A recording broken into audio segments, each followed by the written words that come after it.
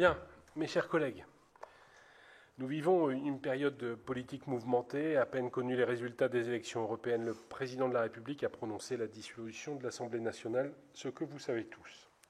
De manière inédite, les élections européennes ont de fait occasionné un séisme politique national. J'y vois une preuve manifeste de l'intrication croissante entre les enjeux européens et nationaux. À juste titre, notre pays est à présent focalisé sur la campagne législative qui s'est aussitôt ouverte et les débats nationaux reprennent le dessus. N'oublions pas pourtant qu'à la source de cette campagne nationale se trouve l'Union européenne, trop vite reléguée à l'arrière-plan. C'est pourquoi, à la veille du Conseil européen, nous avons jugé utile, Monsieur le Ministre, malgré l'ajournement des travaux du Sénat occasionnés par les législatives, de tenir malgré tout notre débat usuel en amont avec le gouvernement. Et je vous remercie, Monsieur le Ministre, très sincèrement, d'y avoir consenti, malgré votre propre agenda du moment.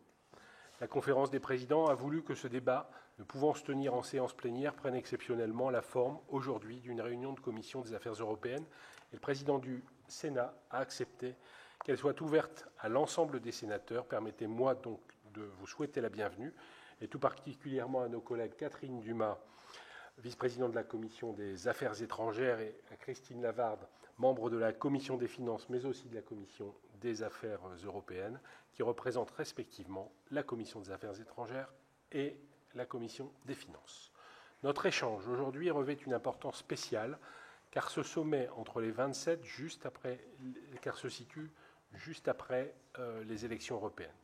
Il sera donc le premier cycle institutionnel actuel et doit permettre de paver la voie aux nominations aux plus hautes fonctions de l'Union européenne. Je rappellerai que le Conseil européen élit son propre président à la majorité qualifiée. Pour la présidence de la Commission européenne, il propose un candidat en tenant compte des résultats des élections du Parlement européen. Enfin, il nomme le haut représentant de l'Union pour les affaires étrangères et la politique de sécurité à la majorité qualifiée, et cette décision doit être approuvée par le président de la Commission. Cette réunion du Conseil européen doit aussi être l'occasion pour les 27 de donner les orientations à l'Union pour les 5 années à venir, en convenant d'un agenda stratégique que la prochaine Commission européenne devra mettre en œuvre. Enfin, le Conseil européen se penchera sur la situation de l'Ukraine, comme à l'habitude, celle au Proche-Orient, les questions de sécurité et de défense, et enfin la compétitivité. Monsieur le ministre, nous sommes inquiets qu'à ce sommet, qui s'annonce donc particulièrement engageant, la voix de la France soit portée par le président de la République, qui aujourd'hui, on le sait, est très fragilisé par la situation politique explosive dans laquelle est plongé le pays. Quel sera son crédit pour peser sur les décisions que doit prendre le Conseil européen ? Sur le fond, nous souhaiterions aussi vous faire part de plusieurs sujets de préoccupation. Concernant l'agenda stratégique, nous souhaiterions savoir quel écho il donnera à la contribution franco-allemande qui appelait fin mai à stimuler la compétitivité et la croissance dans l'Union européenne. Il est en effet essentiel de consolider la sécurité économique de l'Union dans un contexte de repli américain et de surcapacité productive de la Chine qui la rend très offensive sur le marché européen. Pourtant, l'Allemagne, inquiète des surtaxes européennes envisagées à l'encontre des véhicules électriques importés de Chine, où le gouvernement les subventionne abusivement, semble déjà prendre ses distances avec ce récent appel qu'elle a lancé avec la France à l'Union européenne pour utiliser ces instruments de défense commerciale. Dans ce contexte, l'agenda stratégique qu'arrêtera le Conseil européen sera-t-il aussi ambitieux qu'espéré pour la compétitivité européenne ? En matière migratoire, l'adoption du nouveau pacte asile-migration est un acquis certain qu'il faut rapidement mettre en œuvre, mais ce ne peut être qu'une étape. À cet égard, l'agenda stratégique fixera-t-il de nouveaux objectifs ? Nous avons noté que la France n'avait pas signé le courrier adressé il y a un mois par 15 États membres de la Commission, lui demandant d'aller plus loin pour prévenir l'immigration irrégulière vers l'Europe. Pouvez-vous nous expliquer, Monsieur le Ministre, pourquoi la France n'a pas soutenu la démarche ? Le temps m'oblige à ne vous poser qu'une dernière question, et elle porte sur la Géorgie. Vous le savez, une délégation de notre commission s'y était rendue fin avril, et nous avons bien senti que ce pays était à un point de bascule. Sa population reste déterminée à rejoindre l'Union, mais son gouvernement semble dériver dans l'autre sens, avec notamment l'adoption de la loi dite russe, qui menace d'asphyxier la société civile. La voie est étroite pour le Conseil européen, et quel message compte-t-il adresser, le Conseil, à la Géorgie ? Je vous remercie et je passe tout de suite la parole à Catherine Dumas. Bien, merci Monsieur le Président. Monsieur le Ministre, je voudrais tout d'abord me joindre aux remerciements de Jean-François Rapin d'avoir accepté, dans une période très compliquée, de participer à ces travaux et de répondre à nos questions aujourd'hui. Je voudrais également excuser Cédric Perrin, le président de la Commission des Affaires étrangères et de la Défense, qui ne pouvait pas être là aujourd'hui. Saluer aussi mes collègues des deux commissions et également tous les autres collègues qui sont présents. Alors, Monsieur le Ministre, le président Rapin a évoqué largement le contexte européen et aussi les enjeux de ce Conseil du 27-28 juin. Donc, si vous le permettez, je vais revenir sur quelques points précis vus de la Commission des Affaires étrangères. Tout d'abord, le premier point de l'ordre du jour du Conseil européen est relatif à la guerre d'Ukraine dans toutes ses dimensions. Soutien militaire, financier, utilisation des actifs russes gelés ou encore les perspectives d'élargissement de l'Union européenne à l'Ukraine. La Commission des Affaires étrangères, de la Défense et des Forces armées du Sénat a déjà exprimé, Monsieur le Ministre, des doutes sur différents aspects de la stratégie du gouvernement dans ce dossier. Le soutien militaire, qu'on pourrait dire en trompe-l'œil, l'efficacité douteuse de certaines mesures prises, la promesse d'adhésion dont les conséquences concrètes, notamment pour le marché unique, ne sont pas encore définies à ce stade. Si le dernier scrutin européen rebat les cartes, on l'a vu, si le Parti populaire européen, le PPE, a globalement confirmé son poids, les électeurs ont fait progresser les droites nationalistes des conservateurs et réformistes européens. En France, le Rassemblement national a attiré à lui 2,5 millions d'électeurs de plus qu'en 2019. Comment analysez-vous ce vote? Comment le comprenez-vous pour ce qui concerne vos dossiers, bien évidemment, Monsieur le Ministre? Et surtout, quelles conséquences pour la position de la France au Conseil européen? Quelques mots également, si vous le permettez, sur le fond des sujets. L'aide militaire à l'Ukraine n'est toujours pas au niveau. Le président de la République a salué l'initiative tchèque sur l'achat de munitions, lesquelles ont commencé à atteindre le front hier. C'est bien, mais ces munitions sont achetées hors d'Europe. Et c'est d'ailleurs révélateur de l'état de nos capacités de production. L'utilisation des actifs russes gelés ne pose pas seulement question parce qu'elle est exigée de contourner le veto du pays qui présidera bientôt le Conseil de l'Union, la Hongrie. Elle soulève aussi des risques juridiques et des contre-mesures qui ont d'ailleurs alerté jusqu'à Christine Lagarde elle-même récemment. Alors, ces risques juridiques, Monsieur le Ministre, sont-ils totalement écartés et quelle est votre analyse sur ce point? En ce qui concerne l'élargissement, puisqu'hier encore se tenait la première conférence d'adhésion de l'Ukraine et de la Moldavie, le gouvernement n'a jamais vraiment répondu à l'analyse du Financial Times d'octobre 23, qui évaluait le coût de l'adhésion de l'Ukraine à 186 milliards d'euros sur 7 ans. Peut-être pourrez-vous répondre aux calculs qui ont été réalisés en mars 24 par l'Institut Bruegel, qu'on qualifierait difficilement d'eurosceptique, qui les chiffre de 110 à 136 milliards d'euros seulement, hors coût de reconstruction du pays.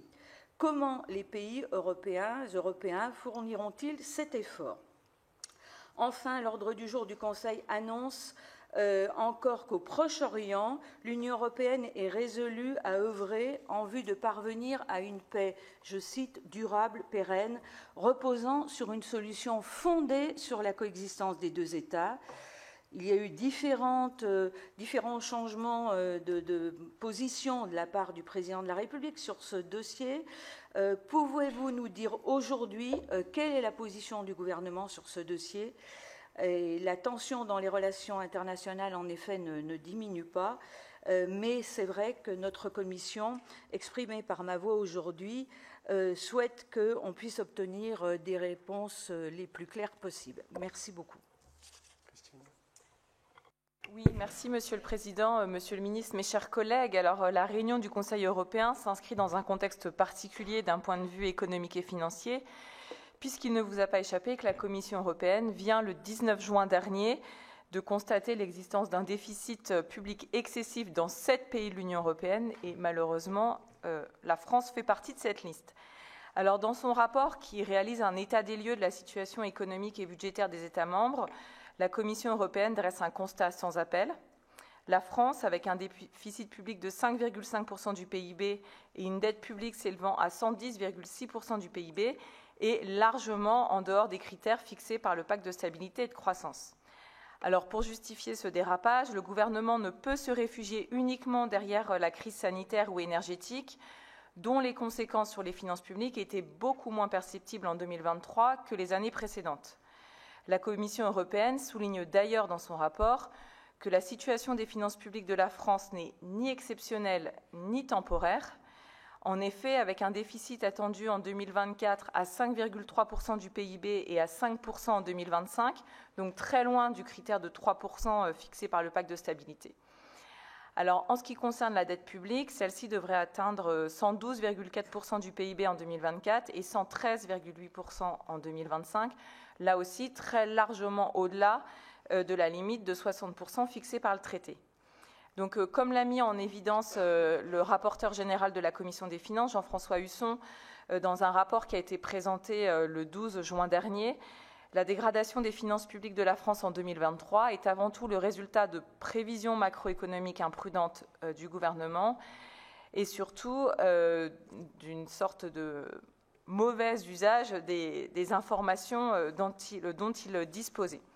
Pourtant, le Sénat n'a pas cessé d'alerter le gouvernement sur l'état des finances publiques depuis plusieurs années et a même proposé, notamment dans le cadre du dernier projet de loi de finances, de nombreuses pistes d'économie qui ont été balayées.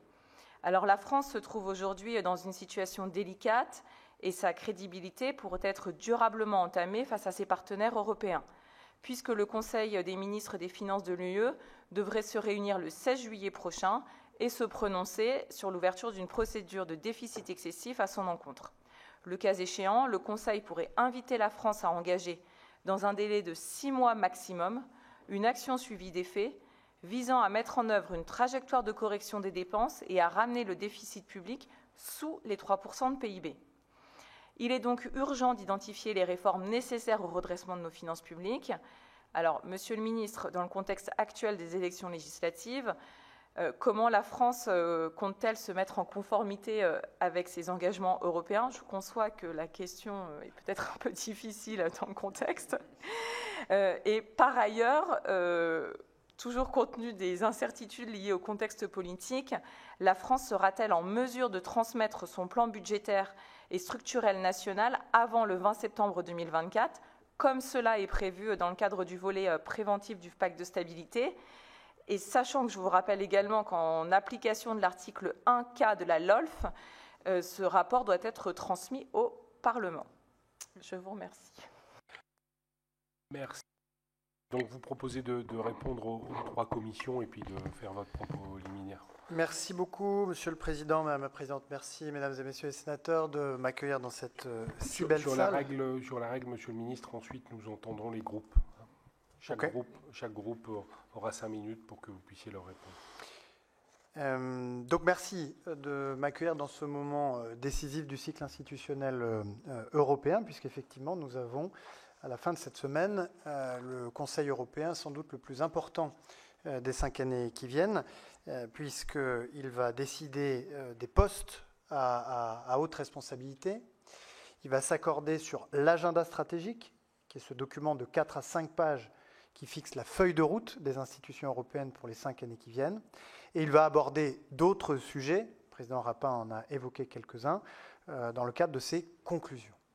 Et évidemment, la France, par l'intermédiaire du président de la République, entend bien peser de tout son poids pour faire entendre sa voix sur ces 3 sujets, celui de l'attribution des postes à haute responsabilité, celui de l'agenda stratégique et celui des autres points qui seront abordés par les 27 chefs d'État et de gouvernement. Et je voudrais, si vous me le permettez, vous indiquer quels sont en quelque sorte les éléments de préparation que nous avons mis en œuvre pour aborder cette échéance et ce que nous en attendons. D'abord, sur le premier point, qui est celui de l'attribution des postes à haute responsabilité. Je rappelle que ces nominations, présidence de la Commission, présidence du Conseil, hauts représentants pour la politique extérieure de l'Union européenne, doivent refléter les résultats de l'élection européenne qui ont conduit à une reconduction au sein du Parlement européen de la coalition centrale formée par les groupes PPE,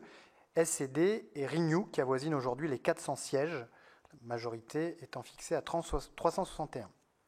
D'autres exigences que la seule exigence politique sont à prendre en compte. Le haut niveau de compétence des personnalités appelées à occuper ces postes à haute responsabilité, le respect d'un équilibre géographique entre l'Europe du Sud, l'Europe centrale et orientale, l'Europe de l'Ouest, et l'égalité femmes-hommes. Comme en 2019, c'est un sujet sur lequel le président de la République s'est directement impliqué en recevant à l'Élysée les différents candidats aux fonctions en jeu. Ces rencontres lui ont permis de faire part à chacun d'entre eux des attentes de la France, telles qu'est exprimée et détaillée par le président dans son discours de la Sorbonne, et d'échanger avec eux sur leur engagement programmatique, si l'on peut dire, ou leur sensibilité sur les priorités de la France.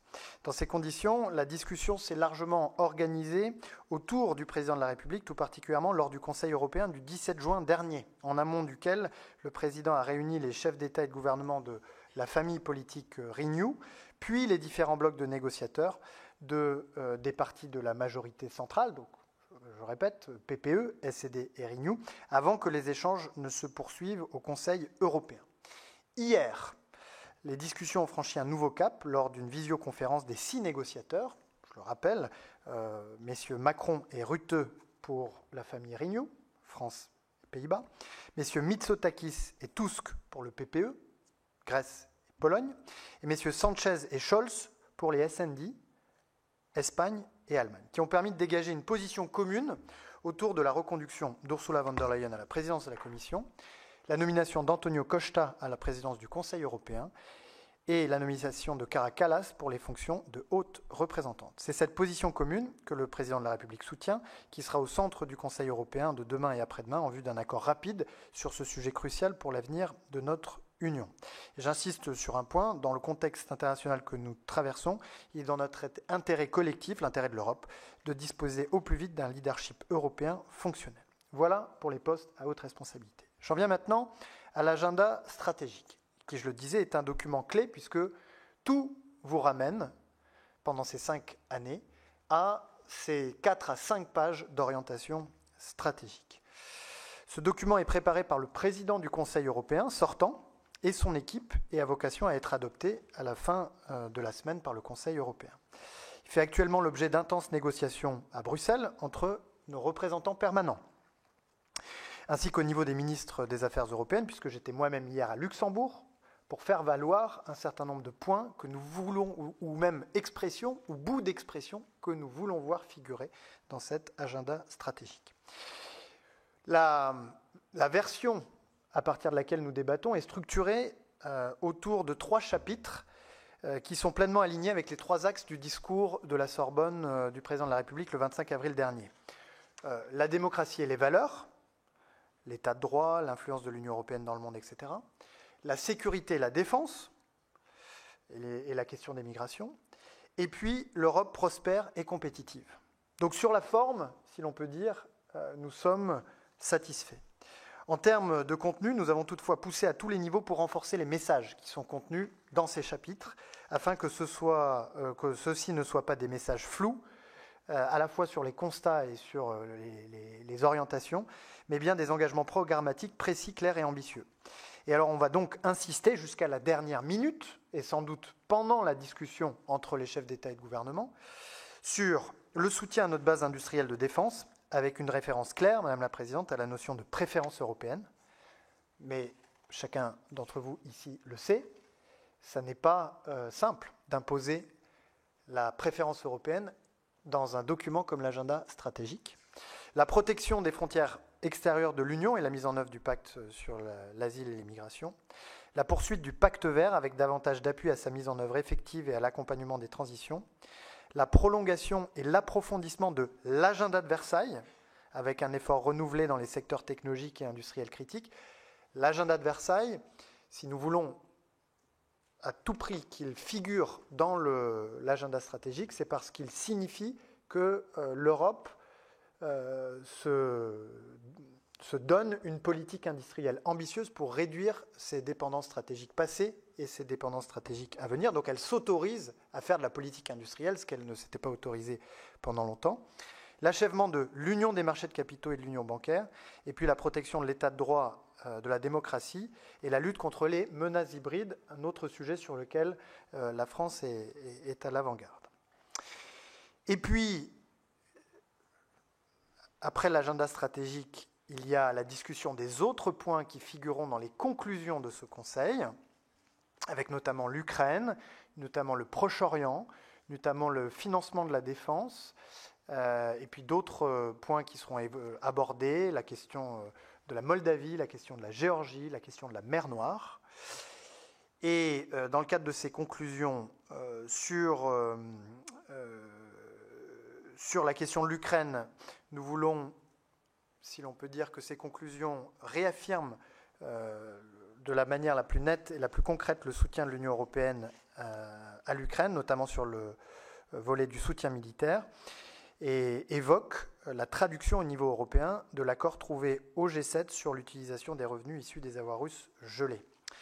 Nous voulons la poursuite, que figure dans ces conclusions la poursuite des travaux en vue d'identifier des sources de financement pour le développement des capacités de défense européennes et l'affirmation d'un principe de préférence européenne, là encore, dans les conclusions du Conseil. La Commission fera demain une présentation orale des pistes qu'elle envisage et nous souhaitons qu'elle aille aussi loin que possible dans l'exploration des différentes options que nous avons poussées, nouvelles ressources propres, possibilité d'un emprunt, recours à la Banque européenne d'investissement, etc. Et puis, nous insistons beaucoup pour avoir des conclusions ambitieuses sur l'approfondissement de l'union des marchés de capitaux. Là encore, nous souhaitons que la Commission vienne avec des propositions concrètes pour la mise en œuvre des éléments que l'on estime nécessaires à cet approfondissement, titrisation, droit des faillites, produits d'épargne européens, supervision.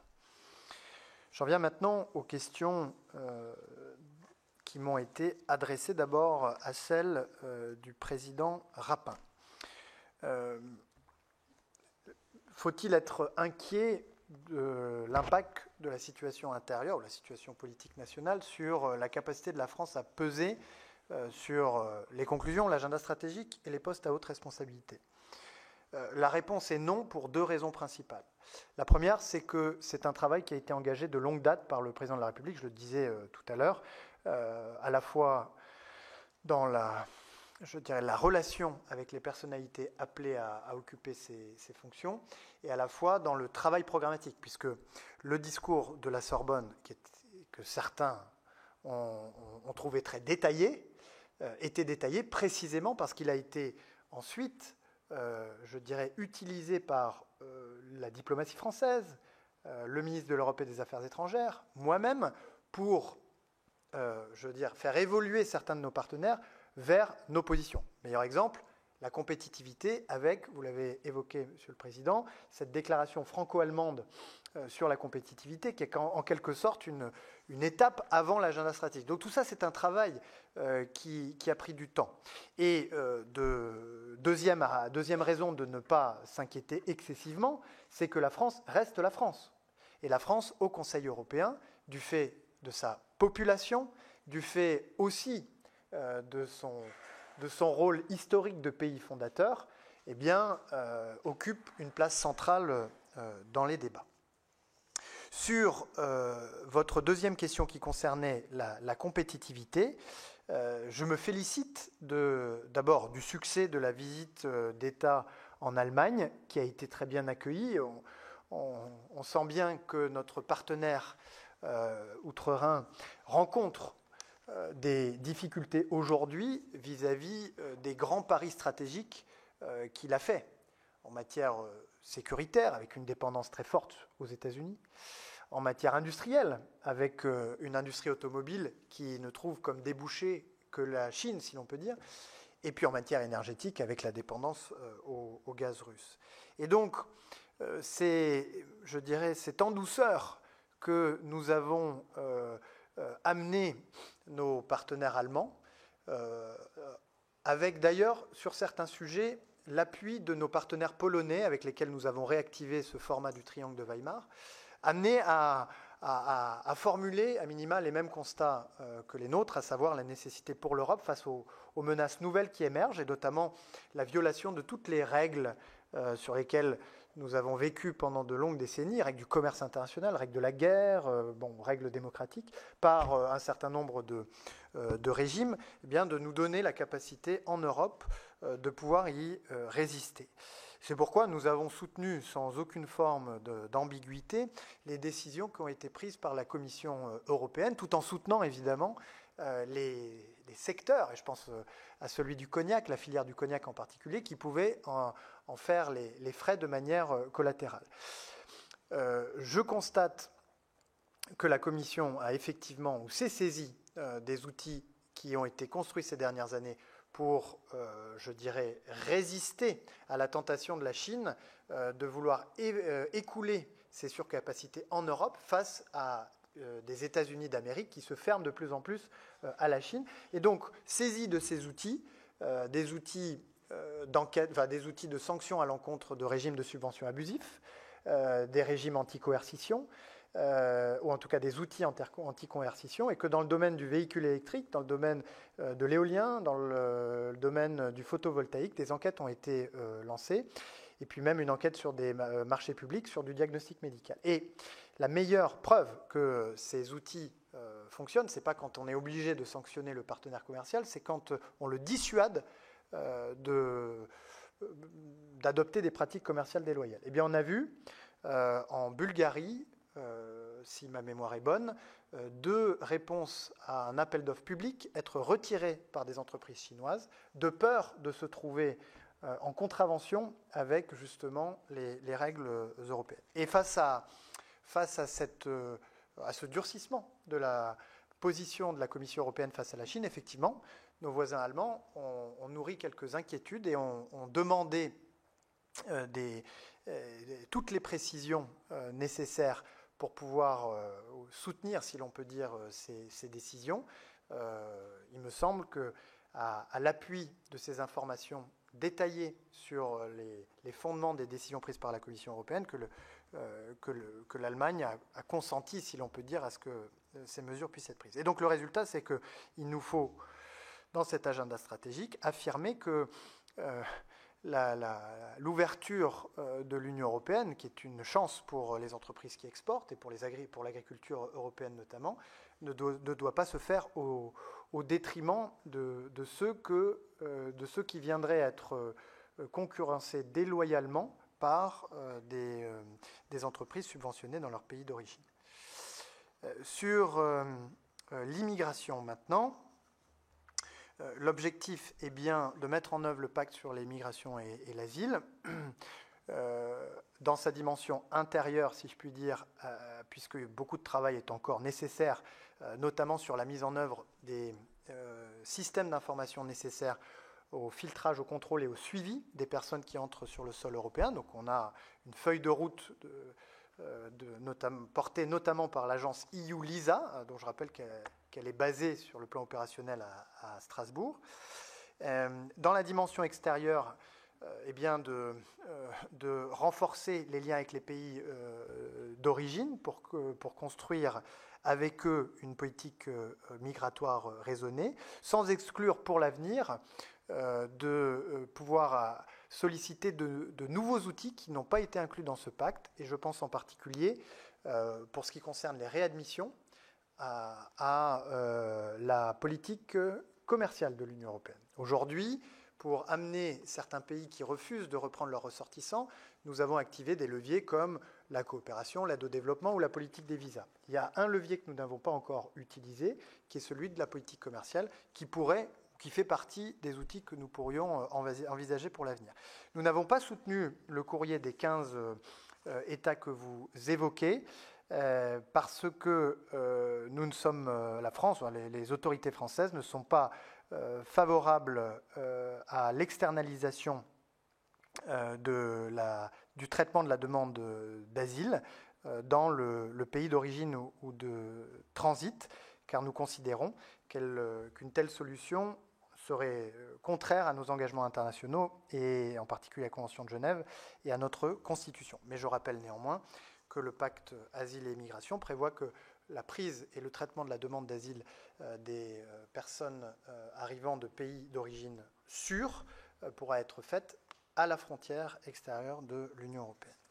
Sur la Géorgie, il y aura bien un point dans les conclusions du Conseil européen de cette fin de semaine qui appellera le gouvernement géorgien à clarifier ses intentions, à inverser le cours de son action politique qui menace le chemin, je suis en train de faire de la traduction instantanée, le chemin européen de la Géorgie et pourrait interrompre son processus d'adhésion. C'est donc une expression très forte qui consiste à dire que, au regard de la situation en Géorgie, c'est désormais le processus d'adhésion lui-même qui est menacé.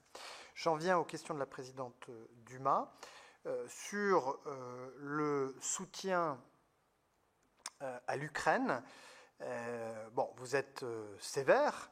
Ce que nous constatons pour notre part, c'est que les Ukrainiens ont été très réceptifs à l'engagement qui a été celui de la France depuis le début de la guerre d'agression russe dans leur pays, puisque c'est sous présidence française, je le rappelle, qu'ont été décidés les premiers régimes de sanctions, les premiers instruments de financement ou d'incitation au financement de l'effort de guerre ukrainien, les 50 milliards de cet hiver pour le soutien à la reconstruction et le soutien civil, mais qu'au niveau bilatéral également, nous ne sommes pas restés les bras ballants jusqu'à tout dernièrement avec des annonces s'agissant des avions ou de la formation des soldats ukrainiens qui témoignent d'une forme de clarté dans le soutien de la France à l'Ukraine, ce qui n'est pas toujours le cas, y compris de la part de pays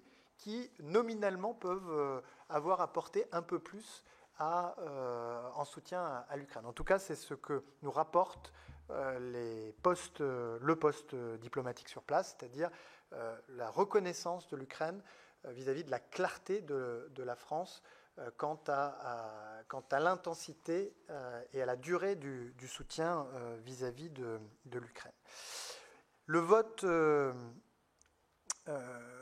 vote en France et ses conséquences le vote aux élections européennes et ses conséquences sur le Parlement européen. Je le disais tout à l'heure en introduction, la majorité est reconduite. Le groupe qui progresse le plus est celui du PPE, de la droite européenne. C'est donc sur ce socle qui va de la droite européenne à la gauche, aux socialistes et aux démocrates, en passant par Renew, que va se constituer la majorité, ce qui signifie d'une certaine manière qu'on est plutôt dans une forme de continuité quant aux droites radicales ou à l'extrémité du spectre. Elles sont à ce jour très divisées, ce qui limite très largement leur capacité d'influence. A contrario, la France, c'est la nouvelle de la semaine, a conservé la présidence du groupe Renew, qui est un groupe pivot au Parlement européen, ce qui est un atout, malgré la réduction du nombre des parlementaires du groupe Renew. Parce que lorsque vous présidez un groupe qui est un peu pivot dans une majorité, vous avez la capacité de porter un peu de manière plus efficace, si je puis dire, certaines idées françaises. Et les idées françaises ne sont parfois ni de droite ni de gauche. C'est un peu le regret que j'ai eu de cette campagne sur les élections européennes, puisque il y a certains sujets, d'ailleurs dans les idées que nous voulons faire entrer dans l'agenda stratégique, qui auraient pu être soutenues par une grande partie des candidats aux élections européennes, mais qui en réalité ne font pas du tout l'unanimité en Europe. Et donc la question, c'est de savoir, lorsqu'on est dans une situation où 100% des Français rejettent un accord comme le Mercosur, mais que 90% des pays européens, eux, veulent l'adopter, comment est-ce qu'au Parlement européen, on fait entendre au maximum la voix de la France? Il se trouve qu'on va avoir, en plein milieu de la majorité, un groupe présidé par la France, ce qui est une bonne nouvelle. Sur le risque juridique associé à la mobilisation des revenus d'aubaine tirés des actifs russes gelés, c'est seulement les profits d'aubaine produits par les actifs que nous allons taxer et utiliser, pas les 200 milliards d'actifs en tant que tel, donc il n'y a pas de confiscation, donc beaucoup moins de risques juridiques. D'ailleurs, la Banque Centrale Européenne est d'accord avec la solution que nous avons trouvée. Profit d'aubaine nous permettent d'obtenir 1,4 milliard d'euros pour le soutien militaire à l'Ukraine dès le mois de juillet, et la Hongrie ne s'y est pas opposée. Sur le coût de l'adhésion de l'Ukraine à l'Union européenne, je vous parle de ce sujet alors que j'étais moi-même présent hier lors de la conférence intergouvernementale d'ouverture des négociations d'adhésion avec l'Ukraine. Nous parlons là d'une échéance qui est lointaine. Parce que, par définition, le travail à réaliser pour adhérer à l'Union européenne est extrêmement exigeant. Et je le rappelle, là encore, peut-être pas pour vous, mesdames et messieurs les sénateurs, parce que vous en êtes conscients, je rappelle à peut-être celles et ceux qui nous écoutent ou qui liront le compte-rendu de nos débats, que ce qui est peut-être le plus difficile, ou qui est sans doute le plus difficile pour un pays comme l'Ukraine dans son chemin vers l'Union européenne, ce n'est pas le rattrapage économique, ce n'est pas le rattrapage social. Le premier chapitre qui est ouvert lorsque un pays prétend à adhérer à l'Union européenne, qui est aussi le dernier chapitre à être fermé, c'est celui de la protection de l'état de droit, de la séparation des pouvoirs, de l'indépendance de la justice, du pluralisme et de l'indépendance des médias, de la protection des minorités, de la liberté académique. Je le dis parce que c'est bien cet article-là qui est l'article premier du contrat européen et que les pays candidats doivent s'astreindre à respecter avant même que ne se pose la question du poids économique de tel ou tel pays, de son impact sur les politiques de cohésion. Donc, cet élargissement, il est fondé sur un équilibre entre l'intérêt géopolitique des adhésions futures et les réformes menées par les États candidats. Et la France est particulièrement attentive. Elle a d'ailleurs, vous le savez, une réputation d'être un peu stricte sur ces questions-là, attentive à ce que la logique des mérites propres soit respectée. C'est-à-dire qu'on n'adhère pas à l'Union européenne pour des raisons politiques, on y adhère parce qu'on a coché une à une les cases qui vous sont les cases à remplir. Et je relève, ou je relaye auprès de vous, qu'hier, lors de ces conférences intergouvernementales, les pays eux-mêmes ont demandé à être évalués sur la base des mérites propres. Hein ? La Moldavie, en tout cas. Vous les avez écoutés ? Bon.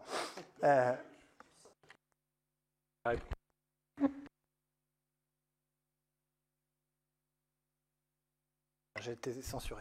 L'élargissement futur peut avoir un coût, mais aussi de nombreux bénéfices, sécurité, stabilité du continent, un plus grand marché intérieur, une Europe plus forte dans le monde notamment. Les bénéfices sont difficilement chiffrables.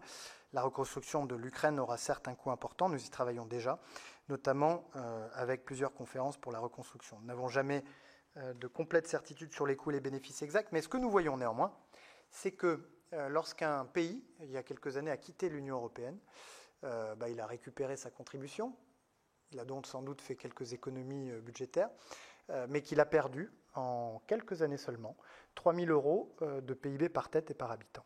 C'est dire que l'adhésion à l'Union européenne, ça n'est pas uniquement, si je puis dire, l'intérêt de l'adhésion de l'Union européenne de la France, par exemple, aujourd'hui, ne peut pas se mesurer uniquement à l'aune du solde budgétaire de notre contribution et de notre retour et de notre taux de retour. Elle doit se mesurer par les avantages qui sont mesurables pour certains, avantages économiques, qui ne le sont pas pour d'autres, la sécurité, la stabilité, la démocratie. Ceci étant dit, on sera évidemment attentif puisqu'il est hors de question. C'est pour ça qu'on porte un agenda ambitieux et c'est pour ça d'ailleurs qu'on dit à nos amis européens, quand ils sont très défenseurs du pacte vert, quand ils sont très défenseurs de l'élargissement, quand ils sont très défenseurs de la défense, on leur dit « Mais alors, dans ce cas-là, il faut augmenter la capacité financière de l'Union européenne. Sinon, comment allons-nous financer tout ça ?» Puis sur la position du gouvernement sur le Proche-Orient, elle reste la même, en tout cas dans le cadre de ce Conseil européen, où nous aurons dans les conclusions une reprise des positions un peu constantes de l'Union sur ce sujet. On a ajouté ou insisté pour que figure dans ces conclusions le soutien au Liban, qui pour l'instant est bien reflété dans la version que nous avons entre les mains, mais qui est encore évolutive. Sur la question sur les questions de Christine Lavarde. Procédure pour déficit excessif. Il est vrai que la Belgique, la France, l'Italie, la Hongrie, Malte, la Pologne et la Slovaquie viennent d'entrer dans cette procédure. Je crois que c'est malgré tout l'une des conséquences des décisions qui ont été celles du gouvernement et du Parlement de maintenir plus longtemps qu'ailleurs des niveaux de protection de pouvoir d'achat des Français qui ont eu un impact sur les finances publiques pour éviter que la flambée des prix de l'énergie ou des coûts de l'alimentation ne viennent créer trop de difficultés, notamment auprès des plus modestes. Alors c'est vrai, le Sénat a proposé de nombreuses pistes d'économie, mais l'Assemblée nationale, en revanche, pas du tout. Au contraire, il a été très fréquemment observé que lorsque le gouvernement s'est risqué à proposer des pistes d'économie ou de sortie des dispositifs d'urgence, eh bien, sa majorité à l'Assemblée nationale n'était pas suffisamment, je dirais, absolue pour que ces décisions puissent être adoptées et qu'à droite comme à gauche, il était régulièrement demandé à ce que ces dépenses exceptionnelles puissent être poursuivies. Je note néanmoins qu'en même temps qu'elle faisait entrer la France et les autres pays que je viens de citer dans la procédure pour déficit excessif, la Commission a évalué l'existence de déséquilibres macroéconomiques pour 12 États membres, considérant que la France, l'Espagne et le Portugal ne connaissent plus de déséquilibre, les vulnérabilités ayant globalement diminué, et que des pays comme l'Allemagne, Chypre, la Hongrie, les Pays-Bas et la Suède, ou encore la Roumanie, la Slovaquie, la Grèce et l'Italie, connaissent quant à eux des déséquilibres macroéconomiques que la Commission a pointés. Alors vous allez dire, c'est pas bien de pointer du doigt les autres. Quand on est soi-même pointé du doigt, le gouvernement, vous le savez, a pour objectif constant de revenir sous la barre des 3% de déficit en 2027. C'est notre responsabilité vis-à-vis de nos partenaires européens. Est-ce que cela signifie que le niveau des déficits agrégé au niveau européen devrait être à 3%. Ma conviction, je n'engage peut-être pas la parole du gouvernement, c'est que la réponse est non. Quand je vois les niveaux de déficit des États-Unis d'Amérique aujourd'hui, qui se situent aux alentours de 8%, le niveau de dette publique attendu aux États-Unis par le FMI à l'horizon 2027 qui se situe à 135%, c'est-à-dire 55 points de PIB au-dessus du déficit public agrégé attendu pour l'Union européenne à la même échéance, je me dis que il y a sans doute, si nous voulons résister à cet appel d'air considérable que les États-Unis sont en train de créer avec l'IRA, la nécessité de mobiliser des financements. Mais ça ne nous exonère en aucun cas de respecter nos obligations vis-à-vis des autres, je dirais, locataires de la copropriété européenne, en tout cas de nos partenaires européens. Et sur la transmission du rapport, je ne vois pas de raison pour qu'elle ne puisse pas être faite dans les temps, ni à la Commission, ni au Parlement, bien évidemment. Merci, Monsieur le Ministre. Avant de passer la parole au groupe, juste une petite remarque. C'est bien d'avoir rappelé que le chemin pour l'Ukraine était encore un chemin long, parce qu'on a tendance, dans ces périodes de débat politique, à penser que tout va se faire très rapidement, et quelquefois, associé à des fake news, ça peut provoquer des situations et des peurs assez importantes. Mais je voulais ajouter à cela que ce processus doit être d'autant plus long et probablement plus intense, mené par les institutions européennes d'intégration de nouveaux pays dans le cadre de l'élargissement, que dans la durée, on se rend compte aussi que des pays qui ont été intégrés à une certaine période, en fonction de l'évolution politique nationale, peuvent diverger parfois de ce qu'on appelle généralement l'état de droit. Donc, et on l'a vécu récemment, voilà, sur certains pays. Donc je pense que la vigilance sur ce sujet de la part de l'Union et moi je ne flagellerai jamais l'Union sur cette question, doit pouvoir se porter aussi dans la durée, sans présager de l'évolution politique nationale d'un pays, mais en tout cas avec des garde-fous qui devront permettre à terme de maintenir justement une de ces grandes valeurs de l'Union. Et puis juste un petit point aussi sur la question des 50 milliards, sur lesquels, franchement, depuis qu'on les expertise, on a peu de garanties de retour pour l'Union européenne. Et vous avez cité Madame Kallas à un haut poste de l'Union européenne, Madame Kallas qui a proposé un emprunt de 100 milliards à l'Union. Et vous savez la position qu'on pourra porter, en tout cas majoritairement, dans cette configuration d'Assemblée au Sénat sur cette question, tant qu'on n'a pas les ressources propres, tant qu'on n'a pas de ressources propres de l'Union, ne serait-ce que pour rembourser le premier emprunt. Voilà, deux points que je voulais éclaircir auprès des collègues avant de passer la parole au groupe. Donc c'est globalement 5 minutes par groupe. Si vous arrivez à condenser plus, c'est mieux, parce que beaucoup doivent s'absenter à 16h30. Et je voudrais que Monsieur le ministre puisse répondre. Vous voulez dire quelque chose, Monsieur le ministre? Oui, vous partez. On commence par les Républicains. Marta de Cidrac. Merci, Président. Monsieur le ministre, mes chers collègues, les élections européennes ont rendu leur verdict et pour nous Français dessinent un panorama particulièrement contrasté. Dans notre pays, en effet, la dissolution qui s'en est suivie a ouvert une phase de polarisation et d'incertitude politique telle que nous n'en avions pas connue depuis longtemps. Légitimement, la situation inquiète au-delà de nos frontières, autant qu'elle abîme la crédibilité et l'influence européenne du président de la République et peut-être demain celle de la France. Au niveau continental, en revanche, c'est une stabilité relativement inattendue qui semble prédominer. Grâce à la victoire du PPE, la coalition pro-européenne sortante limite l'érosion de ses contingents et peut aspirer à former de nouveau le socle des futures majorités à Strasbourg. Néanmoins, il est également vrai que les formations souverainistes et nationalistes, parfois extrémistes, poursuivent leur progression. À l'est de l'Europe, elles conservent leur position.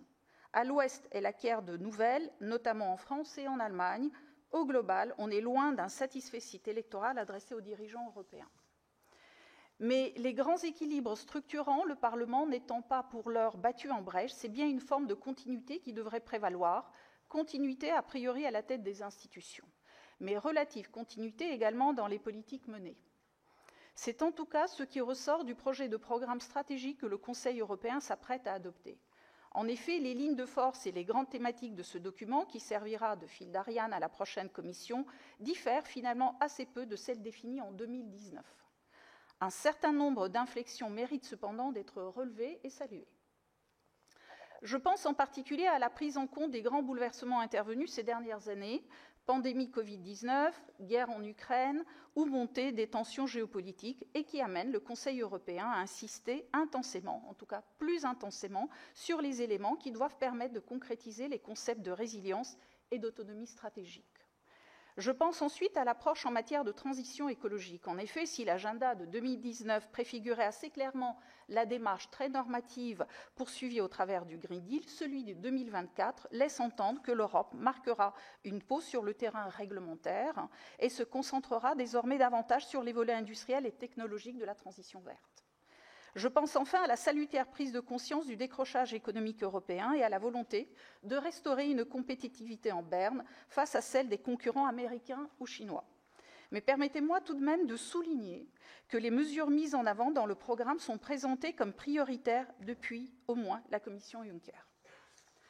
L'aggiornamento de la politique commerciale, la simplification réglementaire, l'achèvement du marché unique dans les domaines stratégiques, la finalisation de l'union bancaire et de l'union des marchés de capitaux, nous souscrivons naturellement à tous ces objectifs.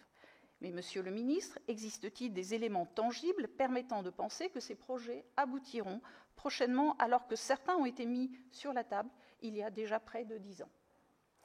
Par ailleurs, nous partageons pleinement l'accent mis sur le renforcement de la sécurité énergétique et de nos capacités de défense. Mais sur ces sujets si sensibles et stratégiques, l'Europe devra toutefois, bien mieux que par le passé, parvenir à atteindre et concilier deux impératifs. D'une part, elle devra réussir à dégager une vision et une dynamique véritablement autonomes et partagées par l'ensemble des États membres. D'autre part, elle devra articuler beaucoup plus harmonieusement ce cadre avec l'exercice des souverainetés nationales. Sur ce dernier point, la question de la réforme des institutions, qui fait avec l'élargissement son apparition dans le programme stratégique, aura un impact évident. En novembre dernier, le précédent Parlement européen avait ainsi formulé des propositions d'essence nettement fédéralistes pour l'avenir de l'Union. Pour sa part, le Conseil européen va adopter une feuille de route pour les réformes internes. La perspective de ces réformes directement liées au tempo des futurs élargissements ne pourra s'inscrire que dans le moyen ou le long terme. Mais pourriez-vous néanmoins, Monsieur le Ministre, nous indiquer si ces documents offrent à ce stade des pistes de réflexion sur la quadrature du cercle qu'il faudra un jour résoudre, à savoir rendre l'ensemble européen à la fois plus large, plus efficace, plus cohérent et plus respectueux de la subsidiarité? Enfin, la plupart des priorités formulées par les chefs d'État et de gouvernement sont reliées par la question des financements. Mais mis à part convoquer la BEI et souligner l'importance des investissements publics et privés, le texte ne dit presque rien sur le sujet. Or, nous savons qu'un mur budgétaire va devoir être franchi au cours de cette mandature.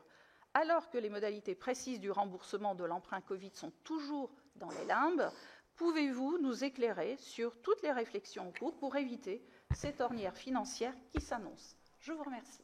Merci Martha. Pour le groupe socialiste, écologiste et républicain, Michael Weber.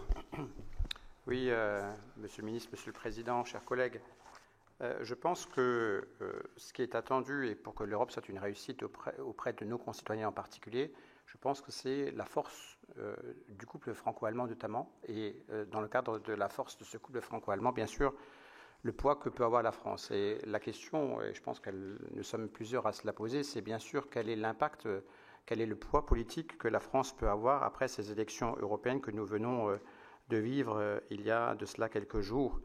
Il me semble qu'aujourd'hui, l'incertitude est totale suite à la décision de dissolution qui, à mon sens, fragilise fortement la position française en Europe. Sans doute une décision incompréhensible. Je veux aussi, pour m'en convaincre, regarder ce qui se dit, en tout cas l'analyse qui en est faite dans le contexte international actuel et tout particulièrement sur l'impact que cela peut avoir en Ukraine. Et nos partenaires européens sont sans doute très surpris par cette situation-là et sans doute aussi très, très inquiets. Nous avons aujourd'hui, on le sait, une extrême droite qui est aux portes du pouvoir et donc avec un euroscepticisme qui gagne du terrain et qui a été l'occasion des débats que nous avons connus. La coalition des partis nationalistes d'extrême droite est maintenant le troisième groupe au Parlement européen, devant le parti du gouvernement Renew que vous évoquiez tout à l'heure, qui certes, même si le PPE a gagné beaucoup de sièges, Renew en a perdu un certain nombre quand même. Et je crois que dans la séquence électorale que nous avons connue, il me semble que vous portez aussi une responsabilité, que ce gouvernement a porté une responsabilité, puisqu'il a, à mon sens, légitimé l'extrême droite comme une alternative politique et en quelque sorte a répondu à l'injonction qui a été celle d'un responsable politique de ce parti. Ainsi donc, la délégation française est maintenant dominée par une extrême droite qui n'a jamais caché ses accointances avec la Russie de Poutine.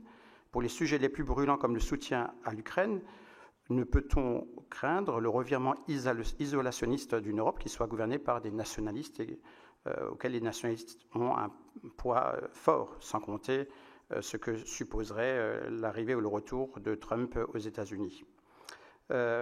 Or, sur la défense de l'Ukraine, je pense que c'était un des points forts du président de la République, qui avait une position forte, qui faisait, je crois, y compris en France, une forme d'unanimité, qui faisait preuve de conviction, et en quelque sorte, ce poids-là est aujourd'hui totalement amoindri. J'y rajoute ce qu'a évoqué tout à l'heure ma collègue Christine Lagarde, le déficit public excessif, pour lequel vous avez été interpellé, est à mon sens un élément supplémentaire de l'affaiblissement du poids de la France dans les négociations qui sont aujourd'hui amenées dans l'actualité de la mise en place des institutions européennes. Et puis, pour revenir sur l'ordre du jour de ce Conseil européen, il annonce l'effacement de toute politique progressiste au niveau européen par la complaisance pour les plus conservateurs. Je pense notamment à l'agenda pour l'Europe où toute ambition climatique et environnementale a été abandonnée. Il n'est question ni dans l'ordre du jour, ni dans l'agenda stratégique 2024-2049 du climat et de l'environnement.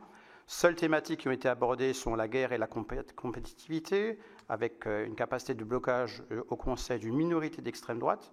L'Union risque de se dégrader en une simple entente des nations, pur intergouvernementalisme et zone de libre-échange. Le projet politique européen unique au monde est mis à mal. un soutien durable et crédible à l'Ukraine est déjà bousculé et l'espoir d'une prise de position ferme de l'Union européenne en faveur du peuple palestinien est mis à mal aussi. Le blocage qui est orchestré par la Hongrie sur les sujets risque d'obtenir de nouveau appui en France.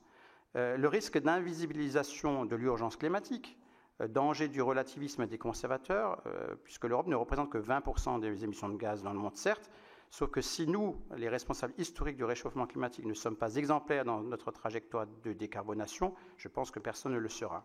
Et on sait que, de ce point de vue-là, au Parlement européen, les représentants polonais de droit et justice, italiens de Fratelli d'Italia et hongrois de Viktor Orban ont systématiquement voté contre les politiques climatiques et contre les lois de préservation de la nature. À cet égard, Ursula von der Leyen, que vous soutenez, candidate à sa réélection à la tête de la Commission, a pris soin d'effacer toute allusion au pacte vert, au climat et à l'environnement pour séduire, je pense, vous le direz peut-être, l'électorat le plus conservateur, et notamment le groupe CRE. Alors que le pacte vert a été le fil rouge du mandat précédent, on pouvait s'en réjouir, la compétitivité serait élevée au titre d'objectif premier, à laquelle toutes les politiques seraient conditionnées. Et à mon sens, c'est véritablement un non-sens qui irait à rebours des défis de notre temps et mettrait en danger notamment la transition écologique et ses objectifs. Il me semble que la compétitivité ne peut tenir lieu de projets communs, alors que justement nos concitoyens souhaitent un projet commun sur cet espace. C'est un objectif économique qui ne peut être en soi un projet de société. La transition écologique, à mon sens, doit être le moteur de ces transformations qui sont nécessaires et qui peuvent faire sens pour nos concitoyens à l'échelle de l'Europe. Merci. Merci, Michael. Essayez de respecter le temps, parce que sinon nous n'y arriverons pas. Je vous remercie. Groupe Union Centriste, François Bonneau. Oui, Monsieur le Président, Monsieur le Ministre, mes chers collègues, je tiens d'abord à vous remercier, Monsieur le Président, d'organiser cette réunion de commission dans le contexte de suspension de nos travaux. L'actualité politique française ces derniers jours a en effet beaucoup occulté l'actualité européenne, pourtant riche en cette période, comme vous l'avez évoqué, Monsieur le Ministre. Monsieur le Ministre, le prochain Conseil européen aura pour objet de définir le prochain cycle institutionnel avec le renouvellement des différentes instances, notamment au premier plan la désignation du président ou de la présidente de la Commission européenne. Je ne peux que m'interroger, comme l'ont fait mes collègues, sur le poids de la France désormais dans ce jeu institutionnel. Avec la dissolution de l'Assemblée nationale survenue au soir du résultat des élections européennes, notre pays se trouve plongé au cœur d'une campagne électorale qui semble susciter davantage d'intérêt pour nos concitoyens que les précédents scrutins. Cette dissolution vient donc à la fois détourner notre regard du renouvellement des instances européennes qui passe au deuxième plan. Mais on peut également ressentir que la voix de notre pays n'est plus aussi écoutée qu'auparavant par nos partenaires comme décrédibilisée. Il convient aussi de s'interroger sur le soir du 7 juillet. Que se passera-t-il si notre pays connaît une quatrième cohabitation? Qui participera désormais au Conseil européen? S'agira-t-il du chef de l'État ou bien du chef du gouvernement? Qui désignera le futur commissaire européen français? Autant de questions qui resteront sans réponse aujourd'hui, mais qui ne seront pas sans conséquences dans le renouvellement des instances européennes et sur la crédibilité française.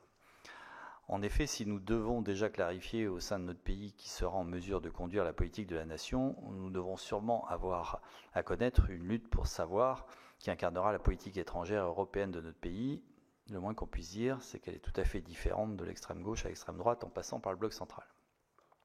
Les instances renouvelées auront aussi à débattre du cadre financier pluriannuel, le CFP, allant jusqu'à 2027. Sur ce sujet, la France, qui vient de subir un sérieux rappel à l'ordre pour déficit budgétaire excessif, aura-t-elle une voix dans le processus d'élaboration du prochain CFP de l'Union? Poser la question, c'est déjà donner un élément de réponse. Ce rappel à l'ordre est classiquement assorti de sanctions financières fixées à 0,1% du PIB par an. Notre pays a donc 2,5 milliards d'euros de corrections financières à opérer afin d'être à nouveau en conformité avec le pacte de stabilité et de croissance. La lecture des programmes des différents blocs, en l'occurrence pour les élections législatives, me permet de douter de la réalisation de cet objectif pourtant majeur. Si j'en viens désormais aux sujets internationaux du Conseil européen, je ne peux que réaffirmer le soutien du groupe Union Centriste à l'Ukraine.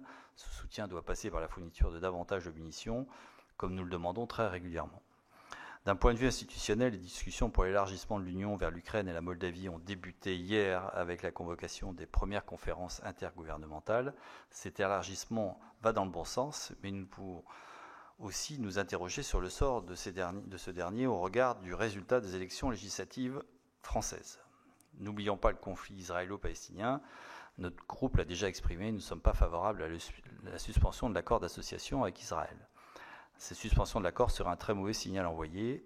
Pouvez-vous nous indiquer la position de votre gouvernement en la matière? Enfin, et pour finir, qu'en est-il du projet de loi relatif à la résilience des activités d'importance vitale, à la protection des infrastructures critiques, à la cybersécurité, à la résilience opérationnelle numérique du secteur financier?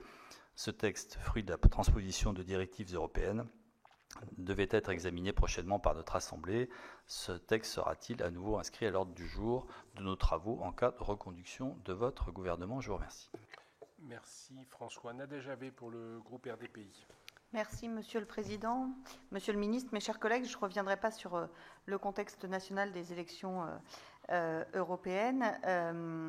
Je voudrais, Monsieur le Ministre, que vous nous disiez, au regard de la feuille de route qui s'est fixée la France, comment traduisez-vous les résultats de ces élections? Quelle continuité possible dans l'action que nous menons? Et je pense notamment au domaine spécifique de l'environnement, de la transition écologique et énergétique. Et ce sera donc le point que je souhaitais aborder ensuite. Le 17 juin dernier, le soutien de l'Autriche, arrivé à la dernière minute, a permis l'adoption définitive du règlement sur la restauration de la nature. La France s'est prononcée en sa faveur. Après quelques soubresauts, l'Union européenne s'est ainsi dotée d'un nouvel objectif inédit, celui de restaurer au moins 30% de ces terres et mers dégradées d'ici à la fin de la décennie et l'ensemble des écosystèmes d'ici à 2050. Cela intervient après de nombreuses avancées enregistrées ces dernières années, la taxe carbone aux frontières, la redéfinition de la taxonomie européenne avec la relance de la production nucléaire. Rappelons que votre gouvernement a été à l'impulsion de cette politique qui permet déjà et permettra encore de réduire les factures d'énergie. Je veux aussi citer le pacte vert et le plan massif de relance européen qui a fait suite au Covid et dont un tiers des crédits doivent être fléchés vers l'action climatique. En France, nous avons ainsi pu atteindre en 2023 une baisse record des émissions de gaz à effet de serre, près de 6%. Mon groupe s'inquiète d'une rupture alors que le Haut Conseil pour le climat a souligné la semaine dernière des avancées significatives en France et a appelé à tenir le cap. Cette dynamique, elle doit être soutenue, elle doit aussi être mieux accompagnée. On entend beaucoup ceux qui pensent que cela va trop lentement, entendons aussi ceux qui rencontrent déjà des difficultés dans la mise en œuvre de cette transition. Or, cette dernière, nous devons la faire ensemble et j'en terminerai là sur ce sujet. Des sujets d'importance majeure marqueront le prochain Conseil européen. Ce pourquoi nous sommes réunis cet après-midi, la guerre d'agression russe en Ukraine, la situation dramatique au Proche-Orient, toujours la baisse du pouvoir d'achat, et même si cela va mieux en France, et Monsieur le Ministre, je souhaiterais que vous puissiez donner quelques éléments comparatifs et le retour de la stabilité financière de certains États membres. Sur la situation ukrainienne, tout d'abord, l'Union européenne a sanctionné une nouvelle fois la Russie, notamment sur l'approvisionnement en gaz naturel liquéfié. Les décisions prises alors que les attaques contre les civils et les infrastructures critiques s'intensifient. Hier, les juges de la CPI ont délivré 2 mandats d'arrêt contre 2 dignitaires russes. Cette nouvelle vague de sanctions représente le 14e train de mesures vis-à-vis de la Russie. Ma question est la suivante. Quel progrès accompli en ce qui concerne l'utilisation des avoirs russes gelés pour soutenir l'Ukraine et sa reconstruction? En parallèle, l'inquiétude est forte quant à la présidence du Conseil de l'Union européenne par Viktor Orban à partir du 1er juillet. Rappelons que l'aide militaire à l'Ukraine de 6,6 milliards d'euros est toujours bloquée à cause du veto hongrois. Aussi, le slogan retenu pour cette présidence qui est « Make Europe Great Again » peut apparaître comme une provocation alors qu'il trace un parallèle direct avec celui de Donald Trump. Monsieur le ministre, comment la France envisage-t-elle cette présidence, notamment vis-à-vis du soutien à l'Ukraine? La France devra être ensuite fermement résolue à œuvrer en vue de mettre fin à la crise à Gaza et parvenir à une paix durable et pérenne, répondant à une solution fondée sur la coexistence de 2 États. Nous confirmez-vous que le renforcement de l'aide humanitaire sera bien à l'agenda du prochain Conseil? Et enfin, sur la position de la Commission européenne vis-à-vis du déficit budgétaire pour 8 pays membres, dont la France, nous le savons, les ministres des Finances des États concernés se devront d'approuver en décembre les recommandations de la Commission afin de corriger leur déséquilibre. Pourriez-vous nous préciser le détail de cette procédure et le risque inhérent pour la France si le déficit aujourd'hui constaté venait à s'aggraver gravement dans les mois qui viennent? Je vous remercie. Merci. Pour le groupe communiste républicain citoyen écologiste Kanaki, Sylvana Silvani. Merci Monsieur le Président, Monsieur le Ministre, chers collègues. En préambule, je souhaiterais m'interroger sur la pertinence, voire la légitimité d'organiser un débat au Sénat sur le Conseil européen des 27 et 28 juin prochains.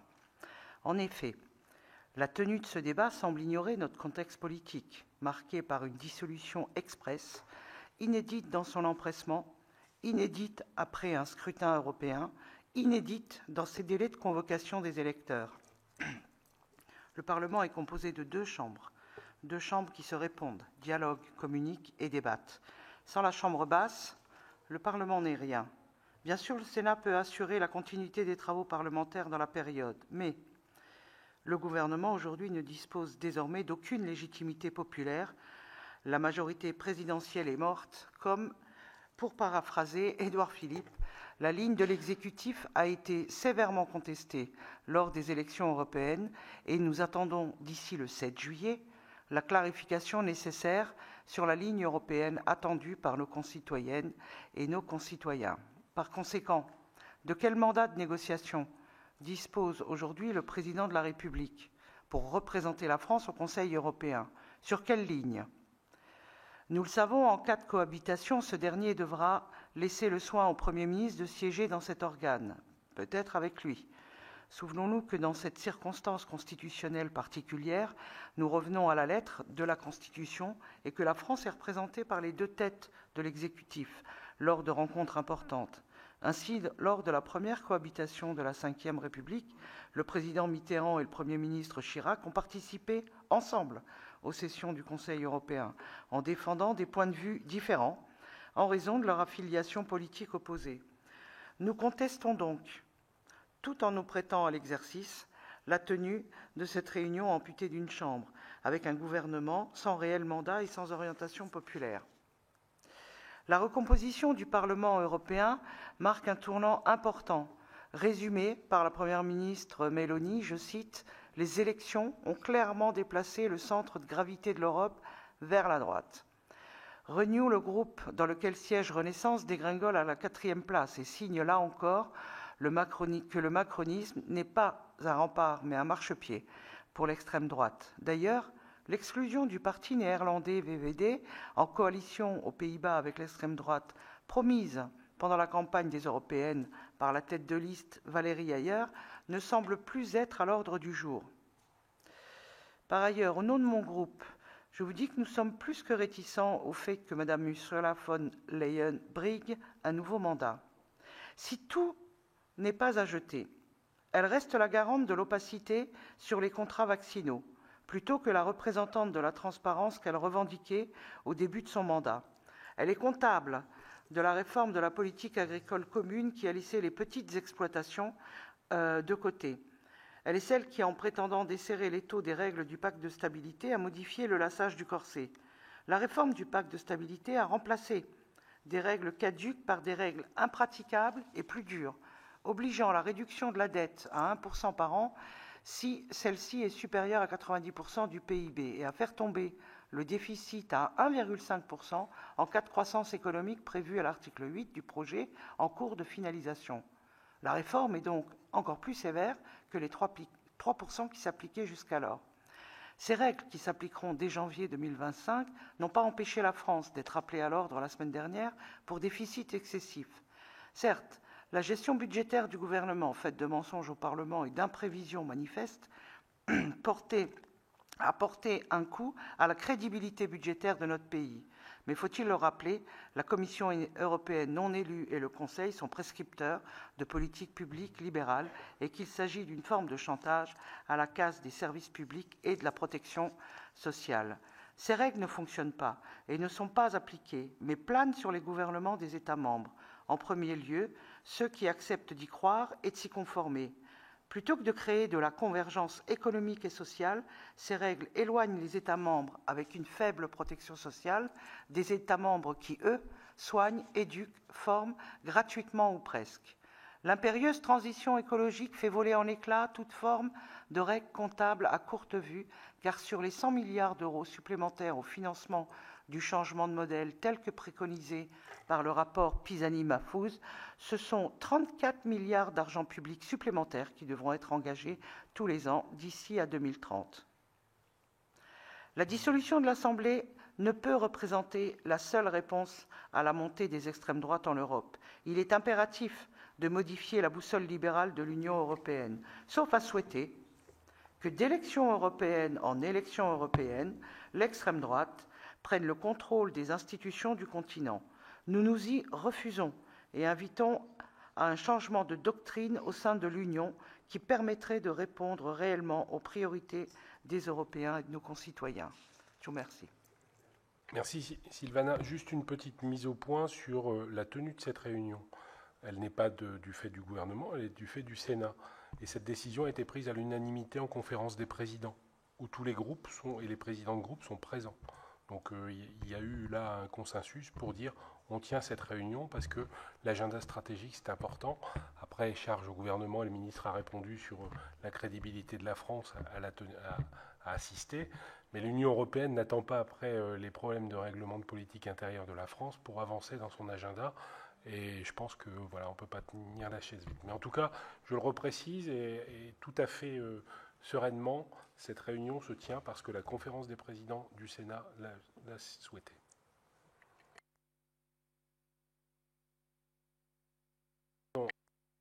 Madame Darcos, Laure Darcos. Merci Monsieur le Président, Monsieur le Ministre. Nous sommes au début d'un nouveau chapitre décisif pour l'avenir de l'Union européenne. Les élections du 9 juin ont démontré que le projet européen est fragile face au populisme qui gagne du terrain. La progression des partis nationalistes au Parlement européen, bien qu'attendue, ne doit pas être relativisée. En France, l'extrême droite a obtenu un score historique, près de 40% des suffrages exprimés, toutes listes confondues. Des enjeux nationaux ont évidemment interféré dans la campagne. Ne soyons pas dupes, ces résultats sont aussi et surtout l'expression d'une colère qu'il faut entendre. En Europe, cependant, la Pologne et la Suède ont fait un autre choix et prouvé que l'extrême droite peut reculer, que sa montée en puissance n'est pas inéluctable. Rappelons que les forces républicaines et pro-européennes sont toujours largement majoritaires au Parlement européen. Nous devons donc poursuivre nos efforts et être à la hauteur des enjeux actuels, comme vous l'avez dit tout à l'heure, Monsieur le Ministre. Les Français ont exprimé leurs inquiétudes dans les urnes. Ils ont aussi des attentes fortes. L'Europe est un levier d'action essentiel pour apporter des solutions nécessaires. L'adoption d'un programme stratégique clair et ambitieux lors de ce Conseil est donc primordiale. La sécurité en Europe, avec une industrie et une souveraineté militaire forte, la lutte contre le dérèglement climatique, avec l'alliance de la sobriété et des solutions innovantes, le numérique, avec un cadre efficace et des outils européens, l'agriculture, avec des productions alimentaires consolidées, voilà en grande partie ce qui nous attend. Pour relever tous nos défis, il faut multiplier les initiatives, privilégier l'unité face à des adversaires déterminés à nous diviser. Par ailleurs, à partir du 1er juillet, le Premier ministre hongrois Viktor Orbán prendra la tête de la présidence du Conseil de l'Union européenne avec le slogan évocateur « Make Europe Great Again ». Si nous avions encore des doutes sur ses intentions, ils sont dissipés. Viktor Orbán ne fait pas mystère du peu d'attachement qu'il porte à nos valeurs communes. Le programme de sa présidence, trop peu ambitieux, ne doit pas ralentir la transformation de l'Europe. Pouvez-vous nous préciser, Monsieur le Ministre, les dossiers que vous entendez privilégier au cours de cette présidence ? Deux visions de l'Union européenne s'offrent à nous. Nous pouvons faire le choix d'une Europe repliée sur elle-même, complaisante avec les autocrates et proposant des solutions dangereuses qui entraîneront notre déclassement, ou alors nous battre avec une Europe souveraine, plus indépendante, maîtresse de son destin et fermement attachée à la liberté. La guerre en Ukraine a mis en lumière de façon flagrante les soutiens de Vladimir Poutine. Piégés par celui qu'ils idolâtraient, les populistes de droite et de gauche ont dû se résoudre à condamner à demi-mot la Russie. Et ils ont alors pu constater la formidable cohésion des Européens désireux de soutenir l'Ukraine. Pour les 5 années à venir, notre groupe défend une transformation du mode de fonctionnement de l'Union européenne, la réforme de l'adhésion à l'UE, mais aussi l'élargissement du vote à la majorité qualifiée pour aller plus loin, plus vite et mieux dans divers domaines, notamment la fiscalité ou la défense. Le droit de la concurrence en Europe doit aussi être revu. Sur ces sujets, Monsieur le Ministre, quelle est la position de la France ? Quant à notre souveraineté alimentaire, elle est indispensable. Sous cette mandature, nous allons négocier de nouveau la politique agricole commune. Avec les récents événements, quelles sont les leçons tirées et comment cela orientera-t-il notre position durant ces négociations ? Le budget de l'UE sera aussi en discussion en 2028. Adopter le dernier cadre financier pluriannuel fut assez périlleux. Si nous voulons nous donner les moyens de nos ambitions, nous devons renforcer notre budget et être capables de créer de nouvelles ressources propres. Nous avons emprunté collectivement plus de 750 milliards d'euros pour relancer des économies après la pandémie. Malgré les affirmations de certains, il va falloir rembourser cette dette. Si nous ne créons pas de nouvelles ressources propres efficaces, les États membres devront augmenter leur contribution financière à l'UE, ce que personne ne souhaite. Sur ce sujet, Monsieur le Ministre, je sais que la France est engagée, mais pouvons-nous encore accepter les rabais insensés accordés à certains États membres? Pouvez-vous nous assurer que votre position sur le sujet n'a pas changé? Monsieur le Ministre, je terminerai par là, parce que c'est aussi à l'agenda du Conseil de demain, les top jobs. Si la fumée blanche semble proche, existe-t-il encore des obstacles identifiés et quelle est leur nature? Enfin, la nomination du commissaire européen par la France est une prérogative présidentielle. Quand interviendra-t-elle? Sera-t-elle liée aux résultats des législatives dans notre pays? L'Union européenne est un espoir. L'Union européenne ne peut pas agir sans ses citoyens. Faisons en sorte que les 5 prochaines années permettent aux Européens de croire à nouveau en l'Europe et souhaitent continuer à vivre ensemble. Je vous remercie. Merci Laure. Pour le groupe écologiste Solidarité et Territoire, Jacques Fernic. Oui, merci Monsieur le Président. Monsieur le Ministre, je ne pense pas que beaucoup de nos concitoyens soient particulièrement soucieux de ce Conseil européen des 27 et 28 juin, pourtant décisif, vous nous l'avez dit. Par contre, on le sait, nombre d'entre eux sont concentrés sur d'autres échéances nationales des 30 juin et 7 juillet. Donc la situation est particulièrement décalée, déconcertante.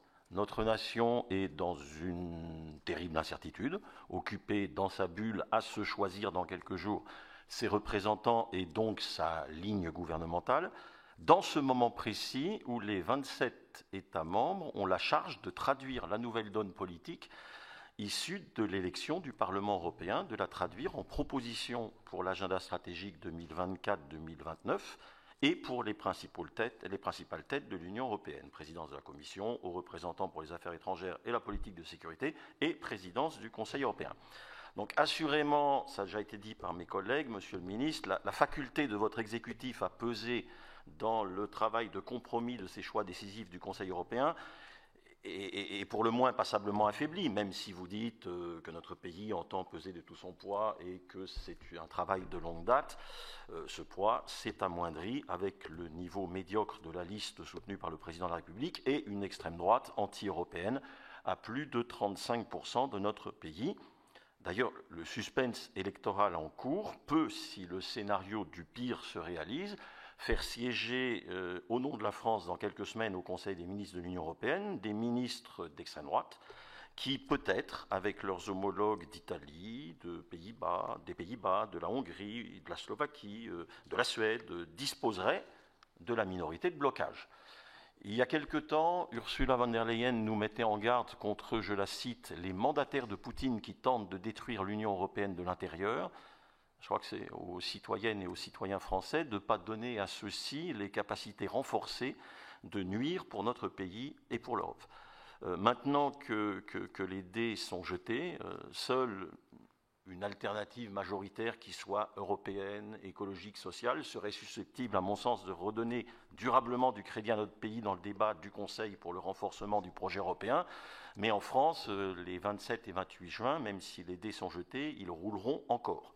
C'est bien dommage et c'est un des dégâts collatéraux graves de ces élections aussi précipitées, d'autant plus que pour l'ensemble de l'Europe, ça a été dit, le scrutin dont nous sortons, même s'il n'a pas significativement changé les rapports de force pour une coalition majoritaire, PPE, Socialistes et Démocrates et Renew, il a renforcé notablement les rangs des adversaires du projet européen et de ceux, souvent les mêmes, qui mettent en cause le pacte vert, qui est le principal acquis de l'agenda stratégique sur lequel s'était engagée l'Union pour le mandat précédent, avec une coalition qui se dessine où les conservateurs pèseront plus qu'avant.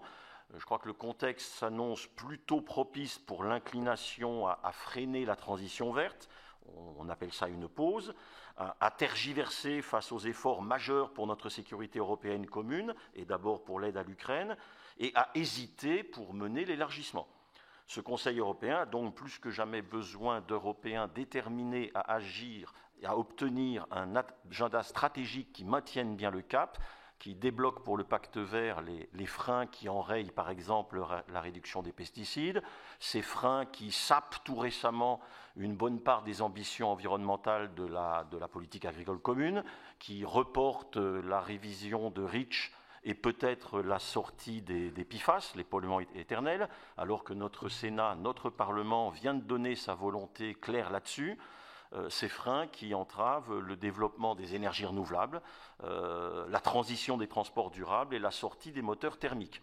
Un de ces freins, ça a été dit par Nadège Havet, a été levé avec la loi de restauration de la nature. Cette législation clé pour les écosystèmes a abouti effectivement grâce particulièrement à la ministre autrichienne de l'Environnement. Je crois qu'il s'agit de poursuivre sur cet élan. Ainsi, l'agenda stratégique européen ne peut pas continuer à faire l'impasse sur l'enjeu capital du financement des investissements verts, et encore moins de les empêcher par un carcan budgétaire et ses procédures sanctions.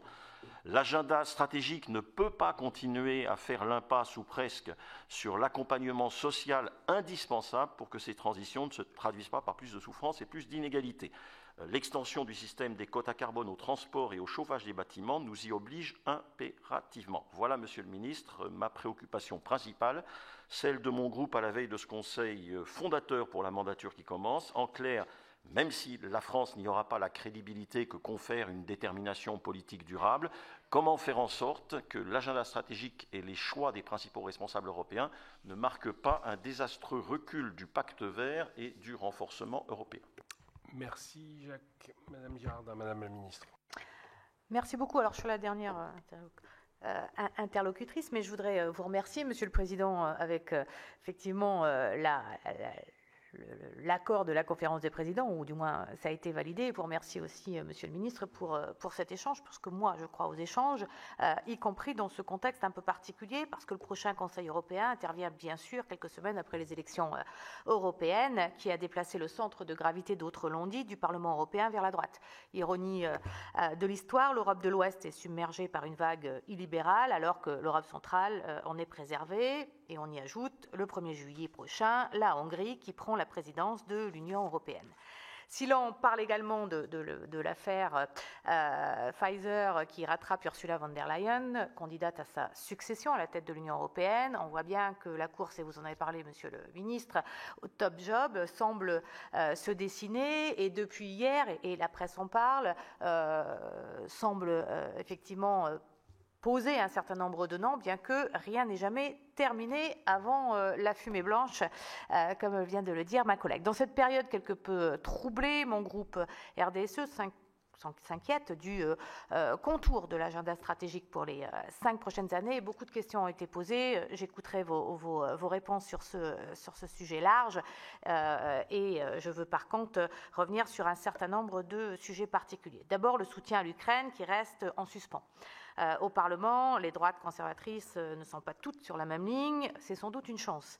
Mais à Bruxelles, la présidence hongroise pro-russe risque de jouer sa partition bloquante. Pour le moment, nous saluons la décision d'ouvrir une période de négociation formelle d'adhésion pour l'Ukraine et pour la Moldavie. Et vous avez raison, Monsieur le Président, de préciser que le chemin est encore lent. Et nous nous réjouissons également du récent accord permettant d'allouer la plus grande partie des profits générés en 2024 par les avoirs gelés de la Banque de Russie au soutien militaire à l'Ukraine. Vous avez précisé dans quelles conditions et quelle était la somme, Monsieur le Ministre. Sur ce terrain, nous saluons aussi la décision du Président de la République, Emmanuel Macron, de mettre à la disposition des forces ukrainiennes plusieurs Mirage 2000. Il faut le rappeler à ce stade, c'est une nouvelle étape vitale pour Kiev, mais aussi pour préserver la paix sur le continent européen. Nous le savons, le Kremlin profite largement d'une absence de véritable stratégie commune européenne en matière de défense, comme en témoignent ses nombreuses ingérences aux formes hybrides envers certains États membres, dont la France, restant donc très vigilant quant à la cohésion de l'Union européenne. D'ailleurs, qu'en est-il aujourd'hui de l'idée défendue par la France, la Belgique, l'Estonie ou encore l'Espagne concernant la mise en place d'un grand emprunt européen pour financer les investissements dans la sécurité et la défense de l'Europe? Monsieur le ministre, la diplomatie d'influence à Bruxelles devra être encore plus volontaire auprès des pays réticents à cette idée, l'Allemagne, pour n'en citer qu'un, afin qu'ils mesurent ce que la mise en place d'une véritable politique de défense mutualisée pourrait impliquer.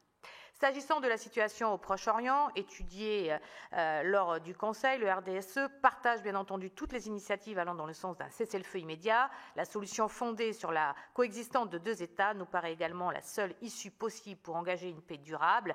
Attention, là aussi, la diplomatie européenne doit montrer un visage uni. Pouvez-vous repréciser, mais vous en avez donné quelques éléments tout à l'heure, la dernière position de la France. Autre sujet à l'ordre du jour, la compétitivité. L'Union européenne doit muscler ses stratégies et ses actions face aux géants américains d'un côté, aux Chinois de l'autre, au risque d'être pris en tenaille. Nous avons d'ailleurs déjà pu évoquer ensemble, Monsieur le Ministre, différents sujets, notamment le sujet numérique qui me tient à cœur et qui est un véritable vecteur de compétitivité, de croissance et de sûreté. J'espère que Bruxelles aura les moyens politiques de concrétiser le chantier de la compétitivité, un chantier nécessaire mais coûteux, et il doit respecter le pacte vert, bien entendu. Le rapport Draghi pose clairement les conditions de la survie économique de l'Union européenne, avec un défi financier, un mur d'investissement chiffré à 500 milliards d'euros. Dans cette perspective, le RDSE soutient la position de la France, qui constitue le projet d'un nouvel emprunt commun à l'instar du plan de relance. Toutefois, le résultat des dernières élections européennes pourrait être défavorable à ce type de nouvelles avancées budgétaires, même si vous avez tenté effectivement de nous rassurer, Monsieur le Ministre, la voix de la France ressort affaiblie et dispersée du scrutin du 9 juin dernier, et elle pourra l'être encore davantage le 7 juillet prochain. Si les europhiles ne se mobilisent pas en nombre suffisant, nous risquons de subir la vision anti-européenne du Rassemblement national qui ne cache pas sa volonté d'amoindrir la participation française au budget européen. Le RDSE, Rassemblement démocratique et social européen, sera toujours aux côtés de l'esprit des pères fondateurs, celui d'une union sans cesse plus étroite entre les peuples de l'Europe, et s'opposera de manière déterminée aux tentatives de destruction du projet européen. Tous ensemble, revenant à l'essence de la construction européenne, celle du destin collectif forgé dans un principe d'ouverture et désormais porté par 27 pays, la synergie et la force de l'Europe. Elle peut nous permettre de faire face aux idées populistes, au repli national ou encore à la concurrence extérieure face au retour de l'impérialisme. Merci beaucoup. Merci Annick. Monsieur le ministre, à la disposition de votre agenda pour la... Merci Monsieur le Président. D'abord un petit mot sur les remarques de Madame Silvani pour dire que moi je salue au contraire la volonté du Sénat de contrôler ou de jouer son rôle de contrôle de l'action de l'exécutif en demandant des comptes au ministre chargé de l'Europe à la veille de ce Conseil européen. D'ailleurs, j'ai suggéré à l'Assemblée nationale d'adopter la même pratique. Et j'ajoute qu'enfin, comme je l'avais annoncé, je crois, lors du débat sollicité par le groupe socialiste, j'ai proposé au président du Conseil économique, social et environnemental d'auditionner désormais systématiquement le ministre chargé des Affaires européennes en amont du Conseil européen, des réunions du Conseil européen. Ce que j'ai fait le 11 juin dernier pour présenter les grandes lignes, même si nous étions un petit peu plus loin de l'objectif, les grandes lignes. Pourquoi ? Mais tout simplement parce que si ces auditions n'ont pas lieu, si ces questions ne sont pas posées, alors oui, se creuse un fossé entre l'action menée, la parole portée par l'exécutif à Bruxelles, et le peuple français que vous représentez ici. Ensuite, vous avez été un certain nombre à évoquer, la fragilité, l'affaiblissement de la voix de la France. Je veux bien entendre ce que vous voulez dire, mais je crois qu'il ne faut pas non plus se flageller. Ce qui fait le poids de la France en Europe, ce n'est pas uniquement la couleur politique de l'Assemblée nationale, si je puis dire. Et notamment dans cette période un peu d'entre-deux, ce qui fait le poids de la France, c'est son peuple, c'est sa démographie, c'est son histoire et c'est sa vision. Et ne croyez pas que dans les capitales européennes aujourd'hui, nos partenaires se frottent les mains en se disant « Ah, la France est affaiblie, nous allons pouvoir tirer un meilleur profit de ce Conseil européen ».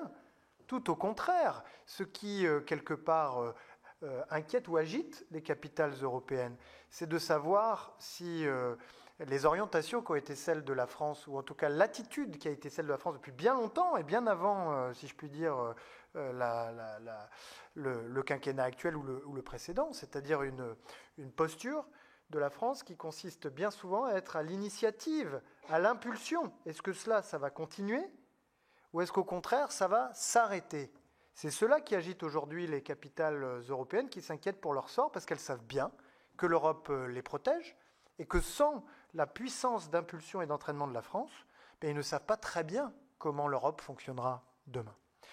Je reviens maintenant sur les questions de Madame de Cidrac, sur le fait que certaines des propositions qui vont être reflétées dans l'agenda stratégique et les conclusions figuraient déjà par le passé dans certains documents programmatiques. Je pense en particulier à l'Union des marchés de capitaux. Je suis assez confiant sur le fait que nous allons progresser parce que la France et l'Allemagne en ont fait une priorité commune.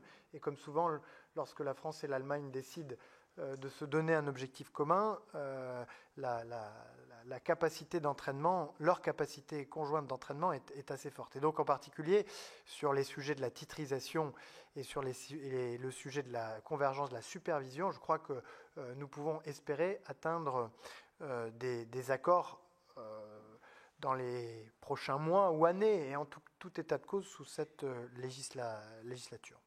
Sur la réforme des institutions et la feuille de route, celle-ci sera reprécisée dans les conclusions du Conseil et elle est conforme à la vision que la France en a, c'est-à-dire une vision conforme à la déclaration de Grenade qui veut que la réforme de l'Europe progresse en parallèle de son élargissement pour que l'Europe soit prête pour elle-même à affronter les défis à venir, mais qu'elle soit prête également pour cet élargissement, et que la réforme de l'Europe signifie d'abord un accord et un consensus, si je puis dire, sur les politiques, ensuite sur les ressources budgétaires permettant d'atteindre ces objectifs politiques, et enfin sur les évolutions en matière de gouvernance qui s'imposeraient, si l'on peut dire, une fois les 2 premiers chapitres, si je puis dire, traités.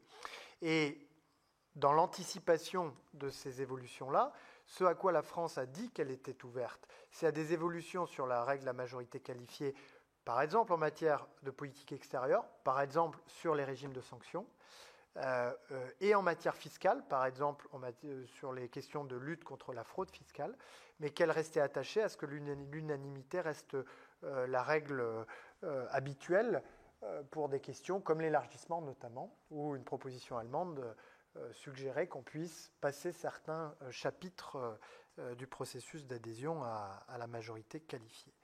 Et puis sur le mur budgétaire, je l'évoquais tout à l'heure, ce que le président de la République a dit, c'est que nous devons viser un doublement de la capacité d'investissement de l'Union européenne, Union des marchés de capitaux, Banque européenne d'investissement, ressources propres pour rembourser le grand emprunt, puisque le président l'a dit tout à l'heure, lorsque l'emprunt commun a été décidé, il était convenu que des ressources propres viennent le rembourser. Ces ressources propres, pour certaines, sont identifiées, mais ne sont pas suffisantes encore pour que le remboursement puisse être assuré, ni même que d'autres investissements futurs. Vous avez dit, vous avez parlé les uns et les autres du mur d'investissement qui est devant nous.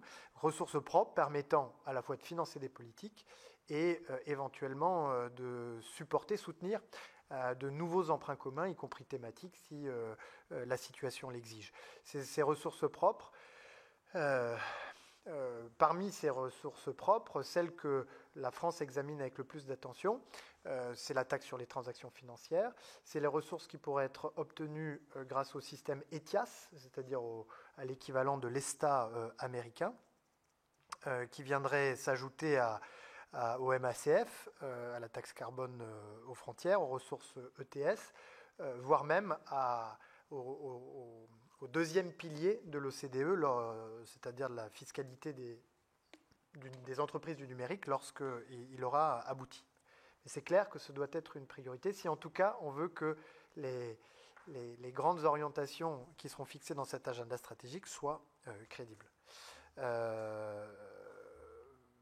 J'en viens aux questions de Michael Weber. Ne peut-on craindre que l'arrivée d'un pouvoir nationaliste, en France comme dans d'autres pays, ne conduise à un affaiblissement du soutien militaire à l'Ukraine? C'est sans doute vrai, mais avant même de parler de soutien militaire à l'Ukraine, permettez-moi, monsieur le sénateur, de rappeler ce qui s'est produit dans les pays européens dans lesquels les partis nationalistes ont conquis le pouvoir. Je citerai un exemple, celui de la Pologne, où le peuple a fini par chasser les nationalistes du pouvoir, en rappelant que de 2015 à 2023, nous avons observé l'écartement des juges défavorables au pouvoir par le biais de procédures disciplinaires, des entraves à la séparation des pouvoirs, et notamment la prise de contrôle, la nomination des nouveaux juges par le pouvoir exécutif, l'instauration de zones libres de l'idéologie LGBT à la discrétion des collectivités locales, ou encore la multiplication des intimidations des journalistes, notamment par des procès à répétition. Je pourrais citer d'autres exemples, et notamment dans le cas de la Slovaquie, où les choses s'accélèrent. Voilà ce qu'est le projet caché des nationalistes, qui ne se trouve jamais dans leurs programmes électoraux, dans lesquels figure en bonne place l'immigration notamment, et les questions de pouvoir d'achat, dans lesquels ne figurent quasiment jamais les questions d'état de droit, qui sont pourtant les sujets sur lesquels, dès le départ, des atteintes brutales aux libertés sont constatées. La procédure pour déficit excessif affaiblit-elle la France? C'est également une question que François Bonneau a évoquée, et d'autres encore. Je le redis, ce qui a conduit la France à entrer dans cette procédure pour déficit excessif, c'est notamment les mesures de soutien beaucoup plus importantes qu'ailleurs au pouvoir d'achat des Français. La majorité sortante a fait sortir la France de la procédure pour déficit excessif en 2018, non pas pour le plaisir, mais parce que ça lui paraissait être un gage de crédibilité de la voix de la France au niveau européen. C'est donc le même objectif que si dans les élections législatives à venir, si les électeurs faisaient confiance aux forces politiques qui ont composé la majorité sortante, ces forces politiques s'astreindraient à faire sortir la France de cette procédure pour déficit excessif une nouvelle fois. Sur le pacte vert, là encore, vous avez été plusieurs à poser la question. C'est clair qu'il y a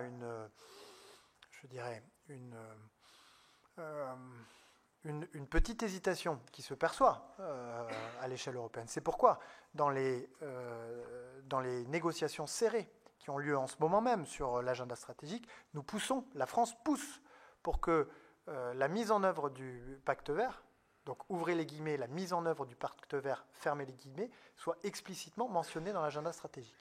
Et ça n'est pas encore gagné, mais ça fait partie des sujets sur lesquels nous poussons aujourd'hui. Je ne veux pas dire qu'aucun sujet environnemental ne sera évoqué dans l'agenda stratégique. Il y a bien évidemment les objectifs de neutralité carbone en 2050 qui sont réaffirmés. Mais la mise en œuvre, ouvrez les guillemets, fermez les guillemets, du pacte vert n'est pas encore gagnée, si je puis dire, et ça fait partie des sujets sur lesquels nous nous battons.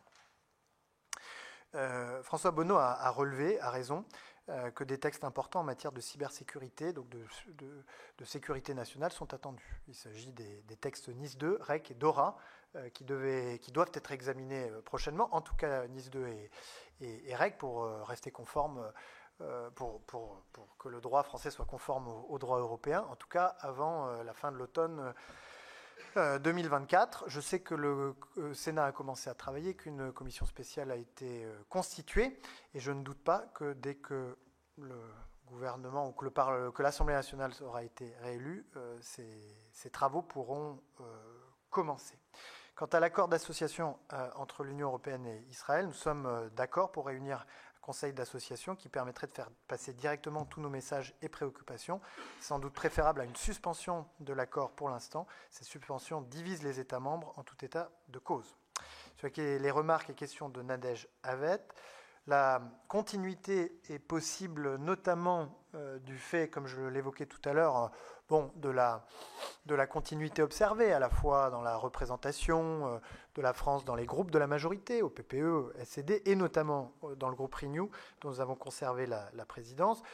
Comme évoqué, nous faisons partie aujourd'hui des pays qui poussons pour que les objectifs climatiques et les moyens de les atteindre soient bien précisés dans l'agenda stratégique.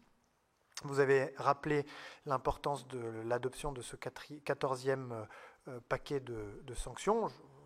Je précise parce que Madame Girardin a évoqué les ingérences et les menaces hybrides que nous poussons pour un autre paquet de sanctions qui, lui, pour l'instant, n'a pas obtenu d'accord unanime des États membres, qui vise spécifiquement ces tentatives de déstabilisation de la démocratie. Nadège avait évoqué également la présidence hongroise, ainsi qu'un certain nombre d'entre vous, Lord Darcos, Annick Girardin notamment. La présidence de l'Union européenne, ça n'est pas le moment où on fait passer toutes ces idées, où l'on tente de peser sur les orientations politiques de l'Union européenne. Bien au contraire, si l'on veut réussir sa présidence, on doit se placer dans la position d'un négociateur qui fait converger les points de vue. Et c'est-à-dire qu'on ne doit pas laisser transparaître ses propres priorités, sans quoi on perd la crédibilité du négociateur. Donc pas véritablement d'inquiétude sur ce front-là. La Hongrie a d'ailleurs, par la voix de mon homologue, bien insisté sur le fait qu'elle envisageait d'être un courtier honnête, un intermédiaire honnête des échanges. Ce que la présidence de l'Union européenne peut, si l'on peut dire, imposer ou choisir, c'est l'agenda, les sujets sur lesquels elle va inviter les États membres à débattre pour faire progresser les textes européens. Et de ce point de vue-là, nous sommes plutôt rassurés et même satisfaits des sujets que la Hongrie souhaite mettre à l'ordre du jour. Je pense en particulier à la défense, je pense à la compétitivité, il y a la question de l'élargissement et il y a la question de la démographie.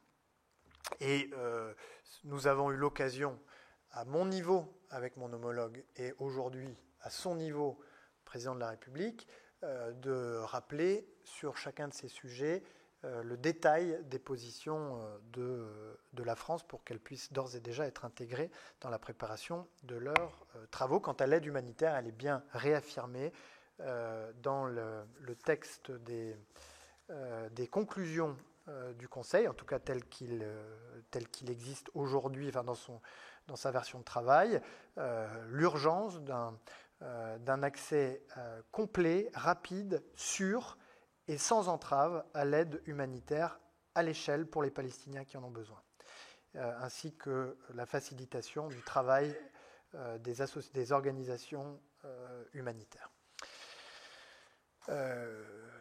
J'en viens aux questions de Lord Darcos. J'ai évoqué la question de la présidence hongroise. Sur le droit de la concurrence, les mesures, ou en tout cas ce que nous voudrions voir évoluer, ou le sens dans lequel nous voulons voir évoluer l'Union européenne, c'est celui d'une amélioration, mais un peu radicale, des PIEC, des projets importants d'intérêt européen commun, qui sont de très bons outils pour faire émerger des consortiums européens en incitant les acteurs leaders dans leur domaine à se rapprocher.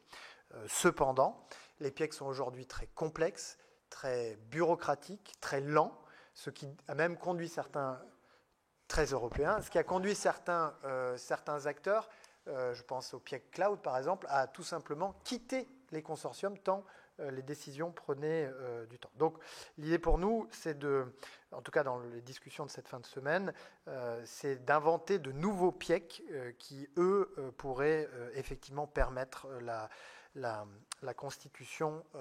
Et je dis simplement, je rappelle un point que je rappelle souvent.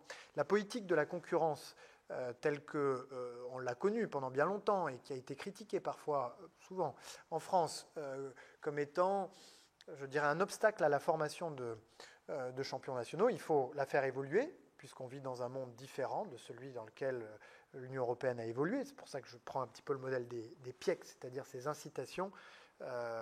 Les États membres soutiennent et puis l'Europe soutient dès lors qu'il y a du consortium européen. Donc ça, c'est un beau modèle. Ceci étant dit, la concurrence est aussi une manière pour nous de briser les monopoles que certains acteurs américains ou chinois peuvent s'octroyer sur certains marchés, et je pense en particulier au marché numérique. Notre meilleure protection contre les oligopoles numériques aujourd'hui, c'est le droit de la concurrence et la capacité de l'Europe à le faire respecter. Jacques Fernic évoquait les minorités de blocage après les législatives. Vous savez, des élections législatives, il y en a régulièrement dans l'Union européenne. Alors, si celles-ci ont un retentissement aussi important dans tous les pays de l'Union européenne, c'est pour les raisons que j'évoquais tout à l'heure. La France, c'est pour ça que je vous invite à ne pas trop, à ce qu'on ne se flagelle pas trop. C'est-à-dire que la France a toujours été considéré comme un moteur, une source d'idées nouvelles, de vision et d'impulsion. Et dès lors que je dirais des forces eurosceptiques ou anti-européennes prendraient place au Conseil européen, évidemment le soufflet retomberait et il est possible qu'effectivement des minorités de blocage interviennent. Bon, les minorités de blocage, il n'y a pas besoin d'un parti nationaliste pour en constituer, puisque il nous est arrivé d'en constituer pour faire échec à certains textes quand ils allaient à l'encontre des intérêts français. Je termine peut-être avec les remarques d'Annick Girardin. Je ne reviens pas sur les présidences hongroises. Sur les ingérences hybrides, simplement dire que, là encore, la France se place un peu à l'avant-garde, parce que sur ces questions, on a eu l'occasion d'en débattre plusieurs fois au Sénat. On a peut-être parmi les premiers identifié qu'il y avait là des risques, des vulnérabilités de nos démocraties, avec, non pas parce que les ingérences sont un phénomène nouveau, les ingérences étrangères ont toujours existé, c'est qu'elles prennent désormais des circuits numériques et que face à cela, il faut des réponses nouvelles. Et puis sur le grand emprunt, je connais les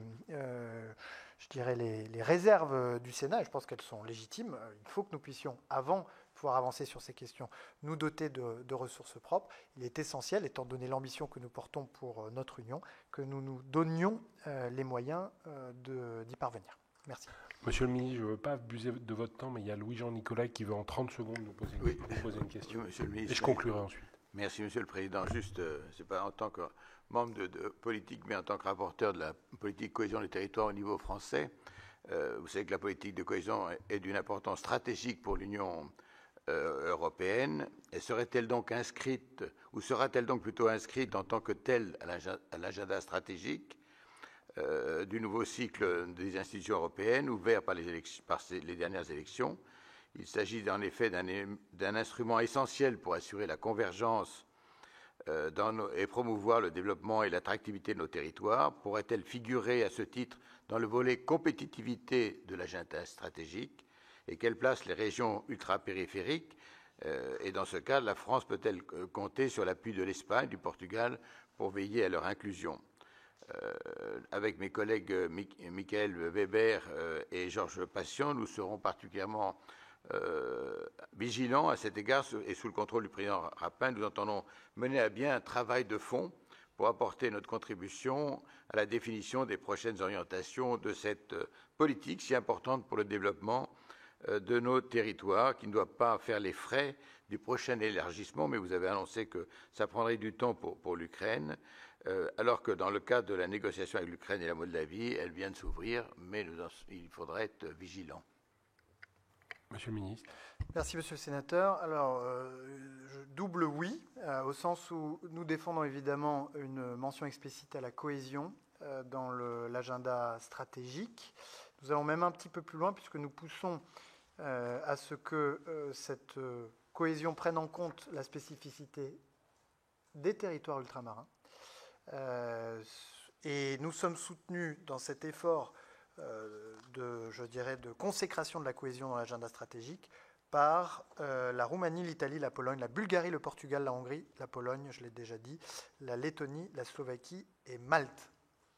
Donc, on verra le résultat, mais nous avons de bons espoirs qu'elle trouve sa place dans le texte final. Merci, Monsieur le Ministre. Merci de vous être prêté à l'exercice. Je sais que c'était pas forcément facile, en l'occurrence, mais vous l'avez fait avec précision comme d'habitude. Et puis, en dernier lieu, je me permettrai un petit point, petit aléa politique, en disant que sur tous les débats que j'entends, effectivement, on peut avoir de la rigueur du budgétaire et envisager de diminuer la contribution de la France à l'Union européenne dans certains programmes, mais je dirais, et j'en suis convaincu, parce que dans tous les échanges que j'ai eus avec vous et sur les échanges que j'ai aussi avec mes collègues, on sait très bien que la PAC est aujourd'hui quelque chose qui nous est très envié au sein de l'Union. Les 9 milliards qui sont distribués à la France sont très enviés par les autres pays et souvent contestés. Je pense que si on baissait de 2 milliards la contribution de la France à l'Union européenne, le premier destinataire et qui en souffrirait, ce seraient les agriculteurs. Si vous m'autorisez simplement, parce que j'ai aussi entendu qu'en fait on pouvait, un peu quand on voulait, demander des rabais et que d'autres l'avaient fait, et en particulier l'Allemagne. Je disais tout à l'heure, le solde de la France, c'est environ 10 milliards d'euros. On donne 25 milliards, on récupère 15 milliards, dont 9 milliards de PAC, effectivement. 10 milliards, ça peut sembler beaucoup. Mais l'Allemagne, même après son rabais, est contributrice nette à hauteur de 20 milliards, 2 fois plus. Et si on regarde les choses en part du PIB, la Hollande est contributrice nette à hauteur de 2 fois plus que la France en part du PIB. Et effectivement, quand des rabais ont été consentis, ce n'est pas par hasard ou pour faire plaisir aux uns et aux autres, c'est souvent pour faire avaler la pilule de politique auquel la France tient tout particulièrement, et je pense à la politique agricole commune. Et j'ai été frappé, mesdames et messieurs les sénateurs, mais ça vous le savez sans doute déjà, de mesurer à quel point, dans certains grands pays de l'Union européenne, l'agriculture est perçue comme une variable d'ajustement. C'est véritablement grâce à la résolution de la France, toute couleur politique confondue, que tient cette politique agricole, qui est peut-être la clé de notre souveraineté alimentaire pour l'avenir, parce que si nous avions écouté un certain nombre de nos grands partenaires, nous n'aurions aujourd'hui plus beaucoup d'agriculture en Europe. Merci, mais je le disais parce que je trouve que ça ne transpire pas assez dans le débat.